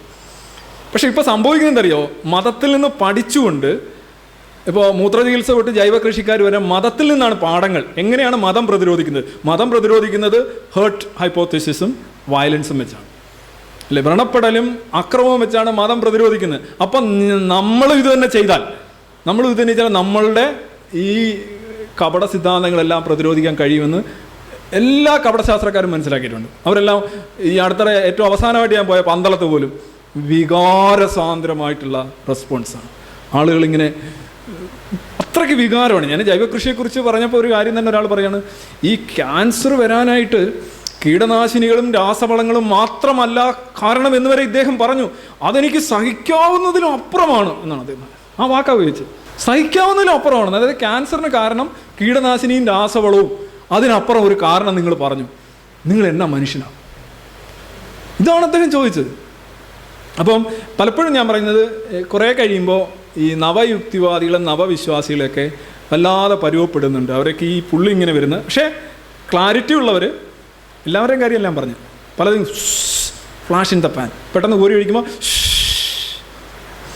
ഒരുപാട് താരങ്ങളൊക്കെ. പിന്നെ കുറച്ച് കഴിയുമ്പോൾ ഒരു കാര്യം ശരിയാണ്, കൺസിസ്റ്റൻ്റ് ആയിട്ട് ഇങ്ങനെ ചെയ്യാൻ ആർക്കും പറ്റത്തില്ല. ഞാൻ അവരെ കുറ്റപ്പെടുത്തിക്കൊണ്ടെന്നല്ല, ഞാനൊരു നിരീക്ഷണം മാത്രമാണ്. I am not getting judgemental, I am not even commenting, I am just portraying as it is, that's all. ഇത് ഹോബ്സൺസ് ചോയ്സ് കണ്ടിന്യൂ ചെയ്യാണ്. നോക്കിക്കേ, യുക്തിവാദി മനുവിൻ്റെ കെട്ടികളല്ലേ അമ്പലം നിറങ്ങുന്നത്. അന്ധവിശ്വാസത്തിനെതിരെ നാട് നീളെ പ്രസംഗിച്ച് നടക്കുന്നതിന് സ്വന്തം ഭാര്യയെ പോലും ബോധ്യപ്പെടുത്താനാവുന്നില്ല.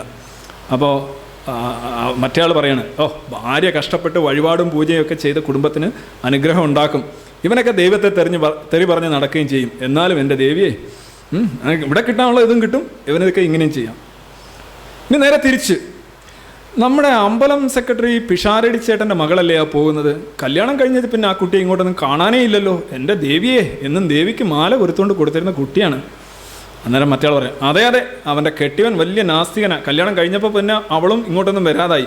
അവൻ സ്വതന്ത്ര ചിന്തകനാണ് പോലും. ഭാര്യയുടെ മേൽ നിരീശ്വരവാദം അടിച്ചേൽപ്പിക്കുന്നവനാണോ സ്വതന്ത്ര എന്നവൻ. ഏതെങ്കിലും ഒന്നേ നിങ്ങൾക്ക് എടുക്കാൻ പറ്റും, രണ്ടെടുത്താലും നിങ്ങൾക്ക് പ്രശ്നമാണ്. ഇനി മറ്റന്നാൾ വിവാഹം കഴിഞ്ഞിട്ട്, വിവാഹം ഒരു ചെക്ക് പോസ്റ്റാണ്, വണ്ടി തടഞ്ഞിടുന്നത്. പ്രധാനമായിട്ട് നിങ്ങളുടെ വണ്ടി 3 എടുത്താണ് തടഞ്ഞിടുന്നത്. ജനനം, വിവാഹം, 3 ചെക്കിങ് പ്രധാനമായിട്ടുണ്ട്. പിന്നെ മൈനർ ചെക്കിങ് കൊണ്ട് കാണുന്ന പോലീസുകാരനെല്ലാം പെറ്റിയടിക്കും, അത് വേറെ. പക്ഷേ ഈ 3 ചെക്കിങ്ങിൽ പ്രധാനം ഒന്നാണ് മരണം. മരണസമയത്ത് വികാര സാന്ദ്രമായിരിക്കും. എല്ലാവരും അദ്ദേഹം മരിച്ചിട്ട് ഒരല്പം വായിക്കരി പോലും ഇടാതെ. എൻ്റെ അച്ഛൻ മരിച്ചതിനെക്കുറിച്ച് ഞങ്ങളുടെ ചില ബന്ധുക്കൾ പറഞ്ഞൊരു കാര്യം എന്നറിയാം, പട്ടിയെ കുഴിച്ചിടുന്നോണം കൊണ്ടുപോയി കുഴിച്ചിട്ടു എന്നാണ്. കുഴിച്ചൊന്നുമല്ല ഇട്ടത്, അച്ഛനെ സംസ്കരിക്കുക തന്നെ ചെയ്ത്. പയറിൽ വാചകമാണ്, വെറും ഒന്നുമില്ലാതെ അദ്ദേഹത്തെ പറഞ്ഞു വിട്ടു. ഒന്നുമില്ലാതെ എങ്ങനെ ഇവനെയൊക്കെ ഇത്രയും നാൾ വളർത്തി എന്നാണ് ചോദിക്കുന്നത്. ആ ഒരു ഫ്യൂറിയുണ്ട്, ആ സമൂഹത്തിൻ്റെ ഒരു ഫ്യൂറിയുണ്ട്. അവൻ്റെ ഒരു ഡിക്റ്ററ്റ് വയലേറ്റ് ചെയ്യുമ്പോഴുണ്ടാകുന്ന ആ ഒരു രോക്ഷം, ആ രോക്ഷം വളരെ വലുതാണ്. അതാണ് പറയുന്നത്, പരേതൻ അവിശ്വാസിയായിരുന്നു, മതാചാരപ്രകാരം സംസ്കരിക്കാൻ അങ്ങേർക്കോ മക്കൾക്കോ ഇഷ്ടമില്ല. പക്ഷേ മതം പിടിവിടുന്നില്ല. ഈ ബന്ധുക്കൾ പ്രശ്നം ഉണ്ടാക്കാൻ മതത്തിൻ്റെ ആൾക്കാർ ഇറക്കിയതാണ്. ഈ ബന്ധുക്കൾ വന്ന് പറയാണ്, എല്ലാം മരിച്ചു കിടക്കുക എന്നാ പറയുന്നത്. നിങ്ങൾക്ക് വേണ്ടെങ്കിൽ നിങ്ങൾ മരണകർമ്മങ്ങളൊന്നും ചെയ്യേണ്ട. ബന്ധുക്കളിൽ ചിലർക്ക് താല്പര്യമുണ്ട്. ചിലർക്കെന്ന് പറയുമ്പോൾ ചിലപ്പം അങ്ങ് മറ്റേ അവിടുത്തെ അങ്കമാലിയിലെ അമ്മാവിയായിരിക്കും. അവർ ആദ്യമായിട്ടായിരിക്കും അവിടെ വരുന്നത്. എൻ്റെ മാമ എന്ന് പറഞ്ഞായിരിക്കും വരുന്നത്. അവർ പറയും, എനിക്ക് വായിക്കരി ഇട്ടേ പറ്റൂ. അപ്പോൾ എന്ത് സംഭവിക്കും? ആളുകളെല്ലാം മതം ഇങ്ങനെ ഇരച്ച് കയറും. അല്ല, അതെ, അവർക്ക് താല്പര്യമുണ്ടെങ്കിൽ ചെയ്യേണ്ട, നിങ്ങളാരും ചെയ്യേണ്ട. അങ്ങനെ ഒരുപാട് സന്ദർഭങ്ങൾ ഉണ്ടായിട്ടുണ്ട്. ഒരാളെ എടുത്തിട്ടാൽ മതി, ബലൂണിനകത്തൊരു ഒരു ദ്വാരം ഇടുന്നോണം. ഈ ഒരാളുടെ പിന്നിലേക്ക് ചുറ്റുമായിട്ട് നാട്ടുകാർ, NATTUKKR, അവരും കയറും. നാട്ടുകാർ എന്ന് പറഞ്ഞാൽ വലിയൊരു സംഭവമാണ്. ഇവർ കയറിയിട്ട് പറയും, അത് ഒരാൾ ചെയ്യേണ്ട, ആ അപ്പച്ചയ്ക്ക് ചെയ്യണം, നിങ്ങൾ മാറിക്കൂടെ, നിങ്ങൾ പിന്നെ എന്ത് സ്വതന്ത്രം എന്തെന്നൊക്കെ പറയുന്നത്. നിങ്ങൾക്ക് താല്പര്യമില്ല, ചെയ്യേണ്ട, അവർ ചെയ്യേണ്ട നിങ്ങൾ പറയൂ, കുഴങ്ങില്ലേ? അങ്ങനെ ചെയ്യേണ്ടി വരും. ചെയ്ത് കഴിഞ്ഞാൽ എന്ത് സംഭവിക്കും? അടുത്താണത്. യുക്തിവാദികളുടെ ജില്ലാ ഭാരവാഹികളാണ് പുത്രന്മാർ, സ്വർഗ്ഗമില്ല നരകമില്ല എന്നൊക്കെ പറഞ്ഞു നടക്കും. കാര്യത്തോടെടുക്കുമ്പോൾ എല്ലാ ആചാരപ്രകാരം നടത്തും. കാര്യം എന്താണ്? ഇങ്ങനെ അനുവദിച്ചു. അപ്പോൾ അവർ വേറൊരാൾ പറയാണ്, പക്ഷേ അതിന് അവരൊന്നും ചെയ്യുന്നില്ലല്ലോ, മറ്റുള്ളവർ ചെയ്യുന്നതിനെ തടയുന്നുമില്ല. അന്നേരം ഇങ്ങനെ പറയാണ്, കാര്യം നടക്കാൻ ആരെങ്കിലും ചെയ്താൽ പോരെ? മൂപ്പലാന്ന് സ്വർഗത്തിലെത്തും, നിങ്ങൾ യുക്തിവാദിയായിരിക്കും. ഒന്നുകിൽ അനുവദിക്കാം, അല്ലെങ്കിൽ അനുവദിക്കാതിരിക്കാം. ഹോബ്സൺസ് ചോയ്സ്. രണ്ടിലും പണിയാണ്. എന്നുവെച്ചാൽ നിങ്ങൾ ഇങ്ങനെ ഒരു നിലപാട് നിങ്ങൾക്ക് പാടില്ല. ഇനി കല്യാണം മറ്റൊരു ചെക്ക് പോസ്റ്റാണ്. ഇത് ആരാണെന്നറിയാമോ? ദൈവനിഷേധിയായ മേലതിലെ വർഗീസിൻ്റെ മകളാണ് പോകുന്നത്. അപ്പനും മോക്കും പള്ളി വെച്ച് കെട്ടാൻ സമ്മതമില്ല. നല്ല സൗന്ദര്യവും ജോലിയൊക്കെ ഉണ്ട്. പക്ഷേ ഈ കണ്ടീഷൻ വെച്ച് ആരെങ്കിലും വരുമോ? കല്യാണം നോക്കാൻ തുടങ്ങിയിട്ട് വർഷം കുറേയായി. മറിയച്ചേടത്തി വീട്ടിലിതും പറഞ്ഞ് അതിയാനോട് എന്നും വഴക്കാം. എന്തു ചെയ്യാം? ദൈവത്തെ മറന്ന് ജീവിച്ചാൽ പിന്നെ എങ്ങനെ ഗുണം പിടിക്കാനാണ്? ഇതാണ് പറയുന്നത്. ഇതിൻ്റെ ജസ്റ്റ് ഓപ്പോസിറ്റ് എന്താണ്? ആ പോയ യുക്തിവാദി കുഞ്ഞമ്മദിൻ്റെ മോനാ. മൂപ്പര് വലിയ ശമ്പളവും കാറും ഒക്കെ ഉണ്ട്. ഇപ്പോൾ കല്യാണത്തിന് പള്ളിക്കാർ വേണം. തന്ത യുക്തിവാദി, മകനും കാഫർ. പക്ഷേ നല്ല നിക്കാഹ് കിട്ടണമെങ്കിൽ പള്ളിക്കാർ തന്നെ വേണം. ഇത്രയേ ഉള്ളൂ ഇവൻ്റെയൊക്കെ ആദർശം. അപ്പോൾ പള്ളിയുമായിട്ട് അടുത്താൽ ഇങ്ങനെ, പള്ളിയുമായിട്ട് അടുത്തില്ലെങ്കിൽ അങ്ങനെ. ഇനി ജാതിപ്പേര്. ഹെഡ് മാസ്റ്റർ പറയണം. ഹെഡ് മാസ്റ്റർ എന്ന് പറഞ്ഞാൽ പലപ്പോഴും എല്ലാ പരമ്പരാഗത മൂല്യങ്ങളുടെ ഒരു സമുച്ചയമായിരിക്കും ഹെഡ് മാസ്റ്റർമാർ.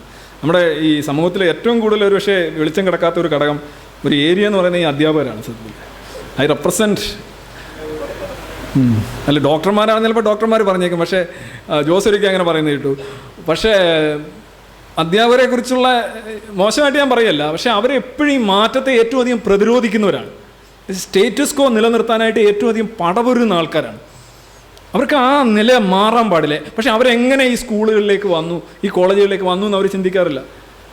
പല ഈ ഭയങ്കര ഞാൻ ടീച്ചേഴ്സിനോടൊക്കെ ചോദിക്കാൻ സംസാരമുണ്ട്. ഞാൻ പറഞ്ഞു ഇപ്പോൾ മലബാർ മാനുവൽ 1875 വില്യം ലോഗൻ എഴുതിയ അതിനകത്ത് 1875 മുതൽ 10 വർഷ കാലഘട്ടത്തിൽ മലബാറിലെ ഈ സ്കൂളുകളിലെ വിദ്യാർത്ഥിനികളുടെ കണക്കുണ്ട്. അതിൽ ഒരു ആദ്യത 75 1400 ആൺകുട്ടികൾ 0 പെൺകുട്ടികൾ, 76 1800 ആൺകുട്ടികൾ 0 പെൺകുട്ടികൾ, മൊത്തം പെൺകുട്ടികൾ 0. ഈ സ്ഥിതിയൊക്കെ മാറണമെങ്കിൽ ഒരുപാട് മാറ്റം സാമൂഹ്യമായിട്ടും ബൗദ്ധികമായിട്ടും ഇവിടെ നടക്കണം. നിങ്ങൾ ഈ മാറ്റങ്ങളെല്ലാം പ്രതിരോധിക്കുന്ന രീതിയിൽ മുന്നോട്ട് പോയി കഴിഞ്ഞാൽ എന്താ സംഭവിക്കുക? നിങ്ങളൊരു ശരാശരി അധ്യാപകനെ നോക്കുക. He doesn't want any change. Change എന്ന് പറയുന്ന സാധനം വേണ്ട. ചേഞ്ച്ലെസ് ആയിരിക്കണം, ഒരിക്കലും മാറ്റമില്ലാത്ത സത്യങ്ങൾ, അല്ലേ, പുരാതനമായ ഉത്തരങ്ങൾ, പ്രാചീനമായിട്ടുള്ള വെളിപാടുകൾ. ഇത് വലിയൊരു വിഷയമാണ്. എനിക്ക് എന്തായാലും അധ്യാപകരെക്കുറിച്ച് പറയാൻ കാര്യം, because I myself is a teacher. ഞാൻ ഡോക്ടർമാരെക്കുറിച്ച് വേറെ ആരെക്കുറിച്ചും പറയുന്നില്ല. I am not. അപ്പോൾ ഒരാൾ പറയാണ് അവൻ വലിയ യുക്തിവാദിയാണ്, രജിസ്റ്ററിൽ കുട്ടിയുടെ ജാതി ചേർത്തിട്ടില്ല. പാവം കുട്ടി, അവന് ഭാവിയിൽ കിട്ടേണ്ട ആനുകൂല്യങ്ങൾ മുഴുവൻ ഇവൻ കാരണം വെള്ളത്തിലായി. കുട്ടി ഒന്നും അറിയുന്നില്ല. വളർന്നു വരുമ്പോൾ ജാതി വേണ്ടെന്ന് വെക്കുന്ന അവൻ സ്വയം ചെയ്യട്ടെ, അതല്ലേ മര്യാദ. ഇവൻ എന്തിനാ സ്വന്തം വിവരക്കേട് കുട്ടിയുടെ മേൽ കെട്ടിവെക്കുന്നത്? ഹെഡ് മാസ്റ്റർ ചോദിക്കുകയാണ്. അദ്ദേഹത്തിൻ്റെ കാര്യം എന്താണ്? അദ്ദേഹത്തിന് അത് ഇഷ്ടമല്ല. തിരിച്ച് വേറെ എൻ്റെ ഓപ്പോസിറ്റ് പോകുന്നു. അവൻ ഒരു യുക്തിവാദിയാണ്, പക്ഷെ ആദർശമൊക്കെ വാക്കിലേ ഉള്ളൂ. രജിസ്റ്ററിൽ മകൻ്റെ ജാതി ചേർത്തിട്ടുണ്ട്. ഭാവിയിൽ കിട്ടേണ്ട ആനുകൂല്യം ഒന്നും കളയണ്ടല്ലോ. ഭയങ്കര ആദർശം തന്നെ, വാക്കൊന്ന് പ്രവൃത്തി മറ്റൊന്ന്. ഇവനൊക്കെ എന്ത് തരം യുക്തിവാദിയാണോ ശിവനെ? എന്താ ചെയ്യുക? ഹോബ്സൺസ് ചോയ്സ്. ഒന്നുകിൽ നിങ്ങൾ മതം അടിക്കുന്ന വഴിയെ പോവുക, അല്ല നിങ്ങൾക്ക് പ്രത്യേകിച്ച് നിലനിൽപ്പില്ല എന്നുള്ളതാണ്. ഇത് ഞാൻ കാണിച്ചിട്ടുള്ളതാണ്. ഇത് മത ലോജിക്കിനെ കുറിച്ച് ഞാൻ കഴിഞ്ഞ ആഴ്ച പച്ചക്കുതിൽ എഴുതിയാണ്.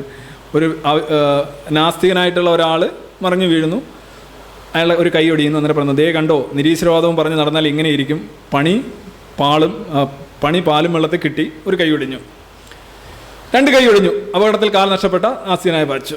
സത്യത്തിൽ കാലൊടിയേണ്ട യാതൊരു കാര്യമില്ല, പക്ഷെ എന്ത് പറഞ്ഞിട്ടാ ദൈവകൃപ ഇല്ലാതെ പോയി, അവൻ്റെ പോയി. അപകടത്തിൽ കൈയും കാലും നഷ്ടപ്പെട്ട നാസ്തികനായ പാച്ചു. ദൈവദോഷം പറഞ്ഞ് നടന്നതിനെ കണക്കിന് കിട്ടി, അവനൊക്കെ ഇനിയെങ്കിലും പഠിച്ചിരുന്നെങ്കിൽ. Poor fellow. മതം പറയുന്നതാണേ, മതത്തിൻ്റെ റെപ്രസെൻറ്റേറ്റീവ് ആയിട്ട് ഒരാൾ നിൽക്കുന്നതേ ഉള്ളൂ. വൈകാതെ നാസ്തികനായ പാച്ചു മരിച്ചു. അന്നേരം എന്താണ്? ദൈവത്തെ മറന്ന് ജീവിച്ചാൽ ഇതാണ് ഫലം. കഷ്ടം, ഇനി എത്രയോ കാലം ജീവിച്ചിരിക്കേണ്ടതാണ്. അല്ലാസ് വാട്ട് എ പിറ്റി. അവൻ്റെ കാര്യം പോയി. തിരിച്ച് വിശ്വാസിയാണ് പാച്ചുവെങ്കിൽ എന്തായിരിക്കും അവസ്ഥ? ആദ്യം പറഞ്ഞു, ഒരു കൈ ഒടിഞ്ഞു എന്ന് പറഞ്ഞു, ദൈവം രക്ഷിച്ചു, കൈയെല്ലാം ഒടിഞ്ഞുള്ളൂ, ദൈവത്തിന് നന്ദി. കാൽ നഷ്ടപ്പെട്ടു പാച്ചുവിന്, വിശ്വാസിയായി. അപ്പോൾ പറയും, ദൈവം കാത്തു, ഒരു കാലല്ല പോയുള്ളൂ, പ്രൈസ് ദ ലോർഡ്. അപകടത്തിൽ കൈയും കാലും നഷ്ടപ്പെട്ടു വിശ്വാസിയായ പാച്ചുവിന്. അപ്പോൾ പറയാം, ദൈവത്തിൻ്റെ കരുണ, കൈയും കാലും പോയിട്ട് ജീവൻ ബാക്കി വെച്ചു, ഗോഡ് ഈസ് ഗ്രേറ്റ്.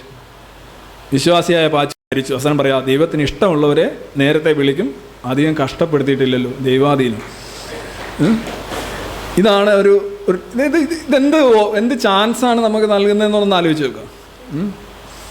ഞാൻ ജസ്റ്റ് രണ്ടാം ഭാഗത്തിലേക്ക് കിടക്കണം. എത്ര സമയം പോകാൻ പറ്റുമെന്ന് എനിക്കറിയില്ല. When you feel it's time for me also. Cordelia. We are actually the Cordelias of society എന്നാണ് ഞാൻ പറയുന്നത്. Who is Cordelia? നമ്മൾ അടിസ്ഥാനപരമായിട്ട് മതം ഒരു സാമൂഹ്യ, ചില പറയും മതം ഒരു സാമൂഹ്യ യാഥാർത്ഥ്യമാണ്. നിങ്ങളത് മനസ്സിലാക്കുന്നില്ല.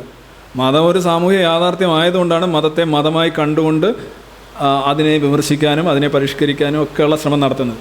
We do it and only we do it. വേറെ ആരും ചെയ്യുന്നുമില്ല.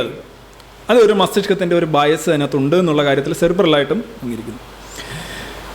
ഷേക്സ്പിയറിൻ്റെ വിഖ്യാതമായിട്ടുള്ള ഒരു നാടകമാണ് കിങ് ലിയർ. നിങ്ങൾക്കറിയാം, അദ്ദേഹത്തിൻ്റെ ഏറ്റവും മഹത്തായ 4 ട്രാജഡികളിൽ ഒന്നാണ് കിങ് ലിയർ. കിങ് ലിയറിലെ ഇതെന്ന് പറഞ്ഞു കഴിഞ്ഞാൽ ഇതുമായിട്ട് ഒന്നിച്ചു പോവുകയാണ്. ഇതിനകത്ത് 3 പെൺകുട്ടികളാണ്. ഇറ്റ്സ് നോട്ട് പെൺകുട്ടികൾക്ക് അഗെയിൻസ്റ്റ് ആയിട്ടുള്ളൊരു സാധനമല്ല ഞാൻ പറഞ്ഞു.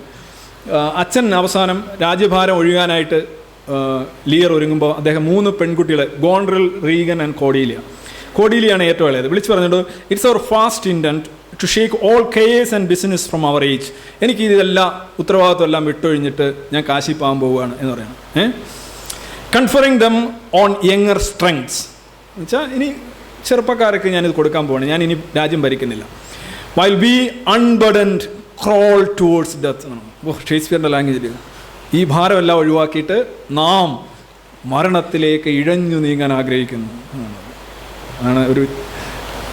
The beauty of Shakespearean language, that's why എനിക്ക് ഷേക്സ്പിയറിനെ കുറിച്ച് കൂടുതൽ പറഞ്ഞ് ഞാൻ നിങ്ങളെ ബോറടിപ്പിക്കുന്നില്ല. But anyway even his contemporaries or ഇപ്പോൾ ഉള്ള എഴുത്തുകാരൊക്കെ നോക്കുകയാണെങ്കിലും ക്വൈ ജവാബ് നഹി എന്ന് തന്നെ പറയേണ്ടി വരും. Even his contemporaries they were blinded by his brilliance. നമുക്ക് കമ്പയർ ചെയ്യുമ്പോൾ തന്നെ അറിയാൻ പറ്റും. ഒരു ഷേക്സ്പിയറിൻ്റെ കുറച്ച് സാധനം എടുത്തിട്ട് മറ്റേടന്ന് കമ്പയർ ചെയ്യുമ്പോൾ അറിയാൻ പറ്റും. പോട്ടെ, അതൊരു ഡിഫോൾട്ട് സേയിങ് ആയിപ്പോയി. എനിവേ കോർഡീലിയ, റീഗൻ ആൻഡ് ഗോൺഡ്രൽ, ഈ 3 പെൺകുട്ടികളെയും വിളിച്ചിരുത്താണ്. എനിക്ക് ആമക്കളില്ല, നിങ്ങൾക്ക് ഞാൻ രാജ്യം അല്ല തരാൻ പോവാണ്, ഞാനെല്ലാം. അപ്പോൾ ഇവർ പറയുന്നത് എന്താണ്? അപ്പോൾ ആദ്യം പറയുന്നത് ഗോൺഡ്രലാണ്. ഗോൺഡ്രൽ പറയുന്നു, അച്ഛാ ഞാൻ അച്ഛനെ സ്നേഹിക്കുന്നതിനെക്കുറിച്ച് എങ്ങനെ വിവരിക്കും? അച്ഛനില്ലാത്ത ഒരു ലോകം എത്രമാത്രം എനിക്ക് പറയാൻ കഴിയുന്നില്ല. You are great and I am very happy to be your daughter എന്ന് പറഞ്ഞ് വളരെ ഫ്ലവറി ലാംഗ്വേജിൽ അച്ഛനോടുള്ള പ്രേമവും സ്നേഹവും എല്ലാം ഈ പെൺകുട്ടി പറയുകയാണ്, ഗോൺഡ്രൽ പറയുകയാണ്. അപ്പോൾ രാജാവ് വളരെയധികം തൃപ്തനായിട്ട് പറയുന്നുണ്ട്, ഇന്ന് 3-1 രാജ്യം നിനക്ക് എന്ന് പറഞ്ഞ് കൊടുക്കുകയാണ്. എന്നിട്ട് അടുത്ത പെൺകുട്ടി റീഗനെ വിളിക്കാൻ പറയുന്നു, I love you more than my eyesight. എൻ്റെ കണ്ണിലെ കൃഷ്ണമണിയേക്കാൾ അല്ല എൻ്റെ കാഴ്ചയേക്കാൾ കൂടുതൽ പിതാവെ അങ്ങയെ ഞാൻ സ്നേഹിക്കുന്നു. അങ്ങ് ഇങ്ങനെയൊക്കെ ചോദിച്ചല്ലോ സ്നേഹമൊക്കെ എക്സ്പ്ലെയിൻ ചെയ്യാൻ എന്ന് പറയും. അപ്പോൾ രാജാവ് വീണ്ടും സംതൃപ്തനായിട്ട് പറയുന്നു, 3-1 രാജ്യം നിനക്ക്, ഞാൻ സംതൃപ്തനായി എന്ന് പറയുന്നത്. എന്നിട്ടാണ് കോർഡീലിയോട് വരാൻ പറയുന്നത്. മനസ്സിലല്ലേ? കോർഡീലിയോട് ചോദിക്കുന്നുണ്ട്, നിനക്ക് എത്രമാത്രം സ്നേഹം എന്നോടുണ്ട് പറയൂ. കോർഡീലിയോട് ഭയങ്കര ഇഷ്ടമാണ് രാജാവിന്. അപ്പോൾ കോർഡീലിയ പറയുന്നുണ്ട്, ലവ് ആൻഡ് ബി സൈലൻറ്റ്. എനിക്കങ്ങയുടെ സ്നേഹമാണ്, പക്ഷെ എനിക്ക് വലിയ പരത്തലൊന്നുമില്ല, വലിയ ഇത് തിരുവനന്തപുരം ഭാഷ പറയുന്ന വലിയ പൊളപ്പിക്കൽ ഒന്നും ഇല്ല എന്ന് പറയും. Lear asks her, what can you say to draw a third more opulent than your sister speak. ഇത് ഇത്രയും പറയുമ്പോൾ ഇയാൾക്ക് മനസ്സിലാവുന്നില്ല. ഇയാൾ പറയുന്നത്, ഇത്രയൊന്നും പറഞ്ഞാൽ പോരല്ലോ, നീ നിൻ്റെ സ്നേഹം, എന്നോടുള്ള സ്നേഹം വളരെ വളരെ വിശാലമായി പറയൂ എന്ന് പറയുന്നു. അപ്പോൾ സ്പീക്ക് എന്നാണ് അദ്ദേഹം പറയുന്നത്. കോർഡീലിയ പറയുന്നുണ്ട്, nothing my lord, unhappy that I am, I cannot heave. Then my heart into my mouth, I love your majesty according to my bond, no more, no less. എങ്ങനെയാണോ ഒരു മകൾ ഒരു പിതാവിനെ സ്നേഹിക്കേണ്ടത്, അതുപോലെ ഞാൻ അങ്ങയെ സ്നേഹിക്കുന്നു. According to the bond, no more and no less. കൂടുതലില്ല, കുറവില്ല. ഇത് ആർക്കെങ്കിലും ഇഷ്ടപ്പെടും? ഇതാണ് പ്രശ്നം. We are the Cordelias. We are actually portraying what it is as it is. കാര്യം അതേ കണക്ക് പറയുക.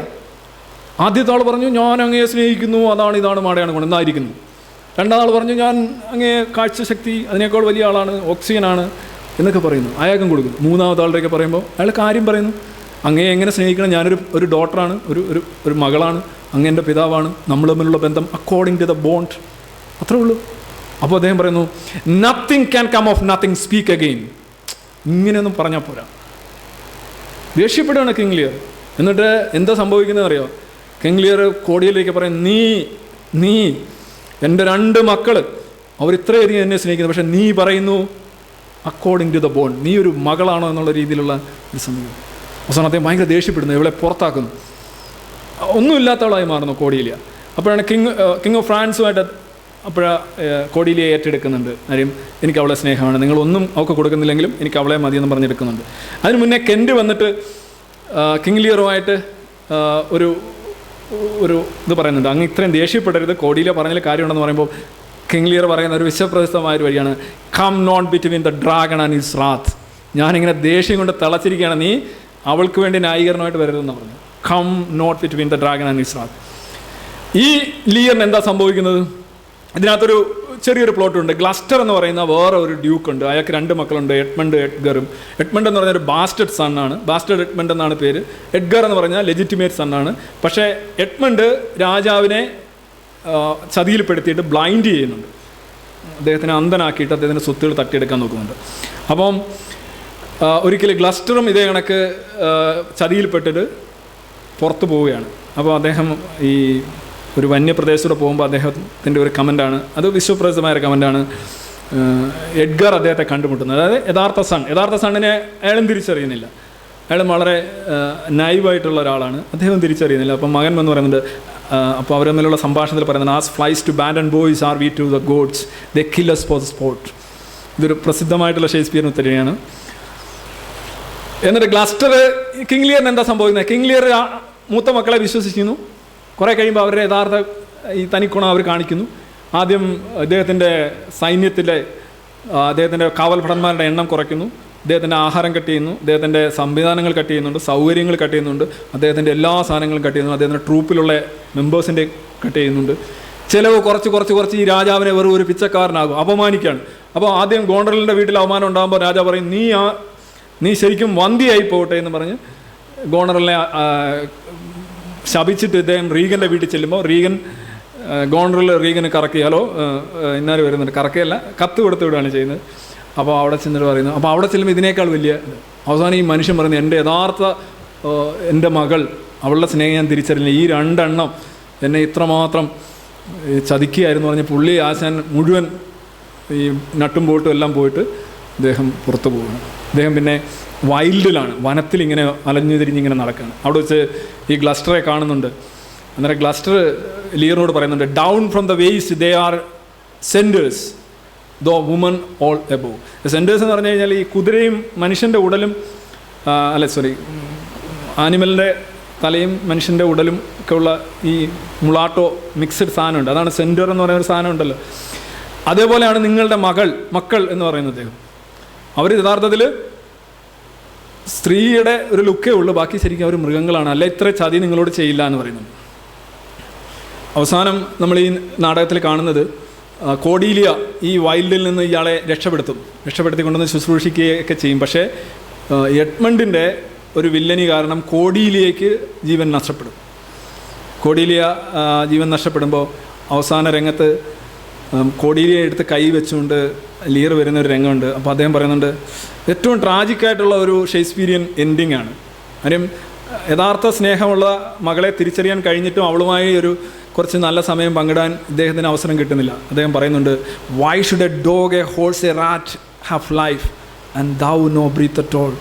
ചലനരഹിതമായിട്ടുള്ള കോർഡീലിയയുടെ ശവശരീരം എടുത്തു വെച്ചുകൊണ്ട് പറയാണ്, കഴുതയ്ക്കും പട്ടിക്കും പൂച്ചയ്ക്കും എല്ലാം ജീവനുണ്ട്, എന്തുകൊണ്ട് നിനക്ക് ജീവനില്ല മകളെ എന്ന് ചോദിക്കുന്നു. ഒരു മനുഷ്യനുണ്ടായ ധാരണാപശകിൽ നിന്ന് ഈ ലീയർ എന്ന് പറയുന്നത് നമ്മുടെ സൊസൈറ്റി തന്നെയാണ്. ശരി, നമ്മൾ കോർഡീലിയമാരായിട്ട് സത്യം പറയുന്നു, നമുക്ക് ഉണ്ടാവുന്ന സാധനങ്ങളാണിത്. ഇനി അതിൻ്റെ കുറച്ച് സമയം കിട്ടുന്നത് എത്ര മണിക്ക് വേണ്ടി? I can end my speech at any time, no problem. Okay, right. കച്ചി ലോറികൾ, ഇതാണ് പാവപ്പെട്ട വിശ്വാസിയാണ് പണക്കാരനായ അവിശ്വാസികളെക്കാൾ പ്രധാനം. പല പറയാറുണ്ട്, നിങ്ങൾ ഇങ്ങനെ ഈ ഭയങ്കര സ്വതന്ത്ര ഇന്ത്യ മറ്റേതൊക്കെ പറയുന്നത്, നിങ്ങൾ എന്താ പറയുക, ഒരു വിശ്വാസിയും ഒരു അവിശ്വാസിയും, അതാണ് നിങ്ങൾക്ക് എപ്പോഴും അവിശ്വാസിയുടെ കൂടെ നിൽക്കും. വിശ്വാസി ആകുന്നത് കൊണ്ട് ഒരാൾ മോശക്കാരനാകുന്നില്ല. ഒരു പാവപ്പെട്ട വിശ്വാസിയും പണക്കാരനായ അവിശ്വാസിയും വന്നു കഴിഞ്ഞാൽ നിങ്ങൾ പണക്കാരനായ അവിശ്വാസിയുടെ കൂടെ നിൽക്കും. ഒരു വാദം സ്ഥിരം കേൾക്കുന്നതാണ്. ഇത് എവിടെ ആര് ചെയ്യുന്നതെന്ന് എനിക്കറിയില്ല. ഇതൊരു വൈക്കോൽ മനുഷ്യനാണ്, ഇതൊരു സ്ട്രോമാനാണ്. സ്ട്രോമാൻ അല്ല, ഇതൊരു കച്ചി ലോറി തന്നെയാണ്. കച്ചി എന്ന് പറഞ്ഞാൽ ഞങ്ങളുടെ നാട്ടിൽ വൈക്കോലിനാണ് കച്ചി എന്ന് പറയുന്നത്. ഇങ്ങനെ EMSൻ്റെ ഒക്കെ പുസ്തകത്തിൽ നമ്മൾ കണ്ടിട്ടുണ്ട്, ഈ യുക്തിവാദികൾ ഇങ്ങനെയാണ് ചെയ്യുന്നത്. അവർ വിശ്വാസം നോക്കിയാണ് ആളുകളെ അനുകൂലിക്കുകയും പ്രതികൂലിക്കുകയും ചെയ്യുന്നത്. ഞങ്ങൾ അങ്ങനെയൊന്നുമല്ല, ഞങ്ങൾ മനുഷ്യന് വേണ്ടി നിലകൊള്ളു. ഹോളിയർ ദാൻ ദൗ, ഒരു ദൗ അല്ല, race to the level of 26. നമ്മളൊരു സംഭവമാണ്. ഞാൻ ഈ ജൈവ കൃഷിക്കാരുടെ അടുത്ത് പോയപ്പോഴും പറയുന്നുണ്ട്, അവർ പറയുന്നൊരു കാര്യം രസമാണ്. ഞങ്ങളൊക്കെ മനുഷ്യന് വേണ്ടി നിലകൊള്ളുന്നവരാണ്. നിങ്ങൾക്ക് കുറച്ച് കെമിക്കലും മറ്റേതൊക്കെ എടുത്ത് വിഷമൊക്കെ കൊടുത്ത് എൻഡോസൾഫാനൊക്കെ എടുത്ത് വായിലൊഴിച്ച് കൊടുത്ത് കുറച്ച് ഉൽപ്പാദനം കൂട്ടി എങ്ങനെയെല്ലാം അങ്ങ് നടന്നാൽ മതി, നിങ്ങൾക്ക് പ്രശ്നമൊന്നുമില്ല, നിങ്ങൾ സയൻസ് മറ്റേത് മറിച്ച്. പക്ഷെ ഞങ്ങളങ്ങനെയല്ല. ഞങ്ങൾ ഈ മനുഷ്യരെ വിഷത്തിൽ നിന്ന് എങ്ങനെയും രക്ഷിക്കാനായിട്ട് സ്വപ്നം കാണുകയും ജീവിക്കുകയും ചെയ്യുന്ന ആൾക്കാരാണ്. ഞങ്ങളൊരു വലിയ സംഭവമാണ്, ഞങ്ങൾ ചക്ക മുള്ളോടെ വിഴുങ്ങുന്ന ടീമുകളാണ് എന്നാണ് അവർ പറയുന്നത്. ഇതേ കണക്കൊരു സാധനമാണ് പറയുന്നത് പാവപ്പെട്ട. ഇതെവിടെയാണ്, ഏത് യുക്തിവാദികളാണ് പാവപ്പെട്ട വിശ്വാസിയെ പീഡിപ്പിക്കാനും അവനെ മാറ്റി നിർത്താനും ഒറ്റപ്പെടുത്താനും പോയിട്ട് ഇങ്ങനൊരു സ്ട്രോമാൻ ഉണ്ടാക്കുകയാണ്. പറഞ്ഞാൽ ഞങ്ങൾ ഇച്ചിരി കൂടിയ ടീമുകളാണ് എന്ന് കാണിക്കുക, യഥാർത്ഥത്തിൽ ഇല്ലാത്തതാണ്. ഈ കച്ചി ലോറികളാണ് പല പുസ്തകങ്ങളും. മതം എന്ന് പറഞ്ഞാൽ ശരിക്കും മയക്കുമിഠായി കൊടുത്ത് ഉറക്കിയിടേണ്ട കുട്ടിയോ അടിച്ച് പുറത്തേക്ക് വിടേണ്ട ഒരു തെരുവ് നായോ അല്ല എന്നുള്ളതാണ്. മതത്തെ നിങ്ങൾക്ക് ഓടി കേലാനും പറ്റില്ല, അടിച്ചു ഓടിക്കാനും പറ്റില്ല. അതാണ്. പിന്നെ മറ്റൊന്ന്, യഥാർത്ഥത്തിൽ ഈ മാസിസ്റ്റ് ലൈനൊക്കെ ആലോചിച്ചു, ഒന്നിൽ പ്രീണിപ്പിക്കുക അല്ലെങ്കിൽ അടിച്ചോടിക്കുക. പലപ്പോഴും അടിച്ചമർത്തുക, പ്രീണിപ്പിക്കുക എന്ന് പറഞ്ഞാൽ 2 സാധനവും മതമായിട്ട് വർക്ക് ചെയ്യില്ല. അത് കാര്യം വെച്ചാൽ അത് സ്പ്രിങ് പോലെ തിരിച്ചു വരും. അത് രണ്ടും മതത്തെ മനസ്സിലാക്കാത്തതുകൊണ്ടാണ്. നേരെ മനസ്സിലാക്കി എങ്ങനെയാണ് മതം ഫോം ചെയ്യുന്നത്. അത് മറ്റൊന്നാണ് ഈ മുമ്പേ ഒരാൾ പറയുന്നിട്ട് മതം ഉരുത്തിരിയുന്ന സാഹചര്യങ്ങളെ ഇല്ലാതാക്കുക. അത് ശരിയാണ്. മതം ഉരുത്തിരിയുന്ന സാഹചര്യങ്ങൾ ഏറ്റവും പ്രധാനപ്പെട്ടതാണ് ഈ മസ്തിഷ്കപരമായിട്ടുള്ള പ്രബോധനം. അത് ഇല്ലാതാക്കാൻ പറ്റുമോ? അല്ല, ഇവർ പറയുന്നതാണ് ദാരിദ്ര്യം ഇല്ലാതാക്കൂ, പട്ടിണി ഇല്ലാതാക്കൂ, വിദ്യാഭ്യാസം കൊടുക്കൂ, അത് കൊടുക്കൂ, ഇത് കൊടുക്കൂ, മതം പോകൂ. ഇല്ല. ഒരു ഒരു ഒരു ഭ്രാന്തനായ മനുഷ്യനെ നിങ്ങളൊരു എന്താ പറയുന്ന ഒരു KSRTC വണ്ടിയുടെ മേളിൽ കയറ്റി നിർത്തിയാൽ എന്ത് സംഭവിക്കും? അവൻ എൻ്റെ മേളിൽ നിന്ന് തുള്ളും. അവനെ കുറച്ചുകൂടെ ഒരു കുന്നിൻ്റെ മേളിൽ നിർത്തി കഴിഞ്ഞാൽ അവൻ അവിടെ നിന്ന് തുള്ളും. അവൻ്റെ ഉയരം വർദ്ധിക്കും. അല്ല, അവനൊരു മാറ്റം ഉണ്ടാകുന്നില്ല. അടിസ്ഥാനപരമായി ഇവിടെ മാറ്റം ഉണ്ടാകാതെ മാറ്റങ്ങൾ ഉണ്ടാകില്ല. ഇപ്പോൾ ചൈനയിലെ തന്നെ റമദാൻ്റെ നിയന്ത്രണം, റമദാൻ്റെ നൊയമ്പിൻ്റെ നിയന്ത്രണം, ഇതാണിപ്പോൾ കണ്ടുകൊണ്ടിരിക്കുന്ന സാധനമാണ്. ഇത് മതത്തെ നേരിടാനോ അതിനെ ഡീൽ ചെയ്യാനായിട്ടുള്ള ഒരു സാധനമല്ല. പിന്നെ മറ്റൊന്നാണ്, ഞാൻ ഈ അടുത്തിടെ 2 ദിവസത്തിന് മുമ്പുള്ള ഒരു സാധനം കണ്ടത്.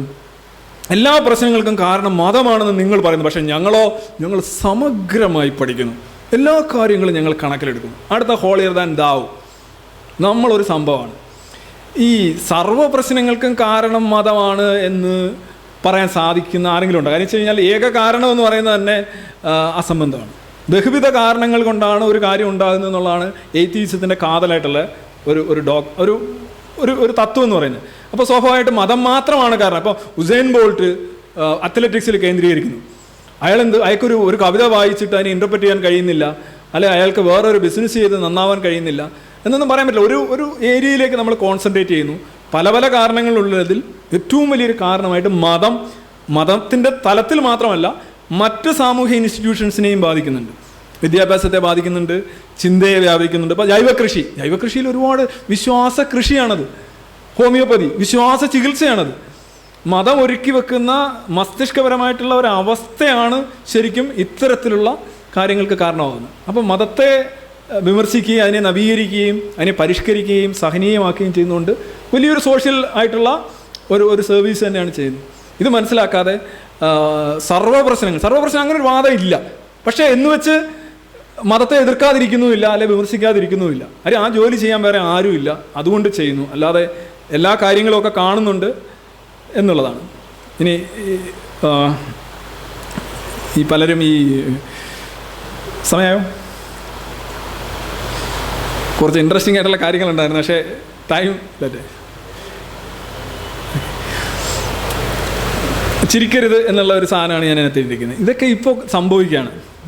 കൃഷ്ണൻ ഇങ്ങനെയായി മാറുകയാണ്. ഇപ്പോൾ പലരും കരുതുന്നുണ്ടല്ലോ ഇതിൻ്റെയൊക്കെ സപ്പോർട്ടേഴ്സായിട്ടുള്ള ഒരു വിഭാഗം ഇങ്ങനെ ആകുന്നു. ചിലർ പറയുന്നത് പാർട്ടിയൊക്കെ ഇങ്ങനെ ആയാലും എങ്ങനെയാണെന്ന് ചോദിക്കും. പല ആൾക്കാരും ചോദിക്കുന്നുണ്ട്. അതിന് ഞാൻ ഒരു ഉദാഹരണം ഞാൻ പറയാനുള്ളത് ഫിലിപ്പിസമാണ്. ഫിലിപ്പിസം പോളിസം എന്ന് പറഞ്ഞ കുറേ ആശയങ്ങൾ ഞാൻ അവതരിപ്പിക്കാൻ ആഗ്രഹിച്ചിരുന്നു, സമയമില്ല.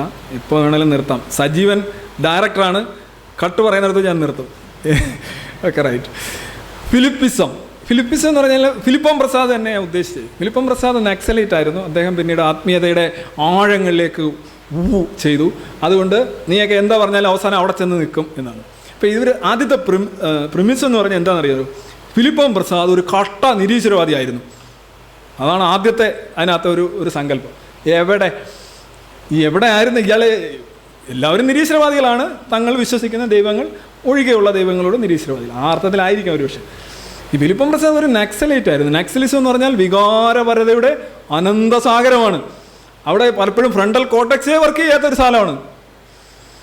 അതായത് ഒരു സമൂഹത്തിൽ വളരെ റവല്യൂഷണറി ആയിട്ട്, റവല്യൂഷൻ എന്ന് പറഞ്ഞത് അട്ടിമറിയിലൂടെയും അക്രമത്തിലൂടെയും ആ സമൂഹത്തെ മൊത്തത്തിൽ ഉടച്ച് അങ്ങ് പുനർനിർമ്മിക്കാമെന്നൊക്കെ കരുതുന്ന ഒരു അത്യാഗ്രഹമാണ്.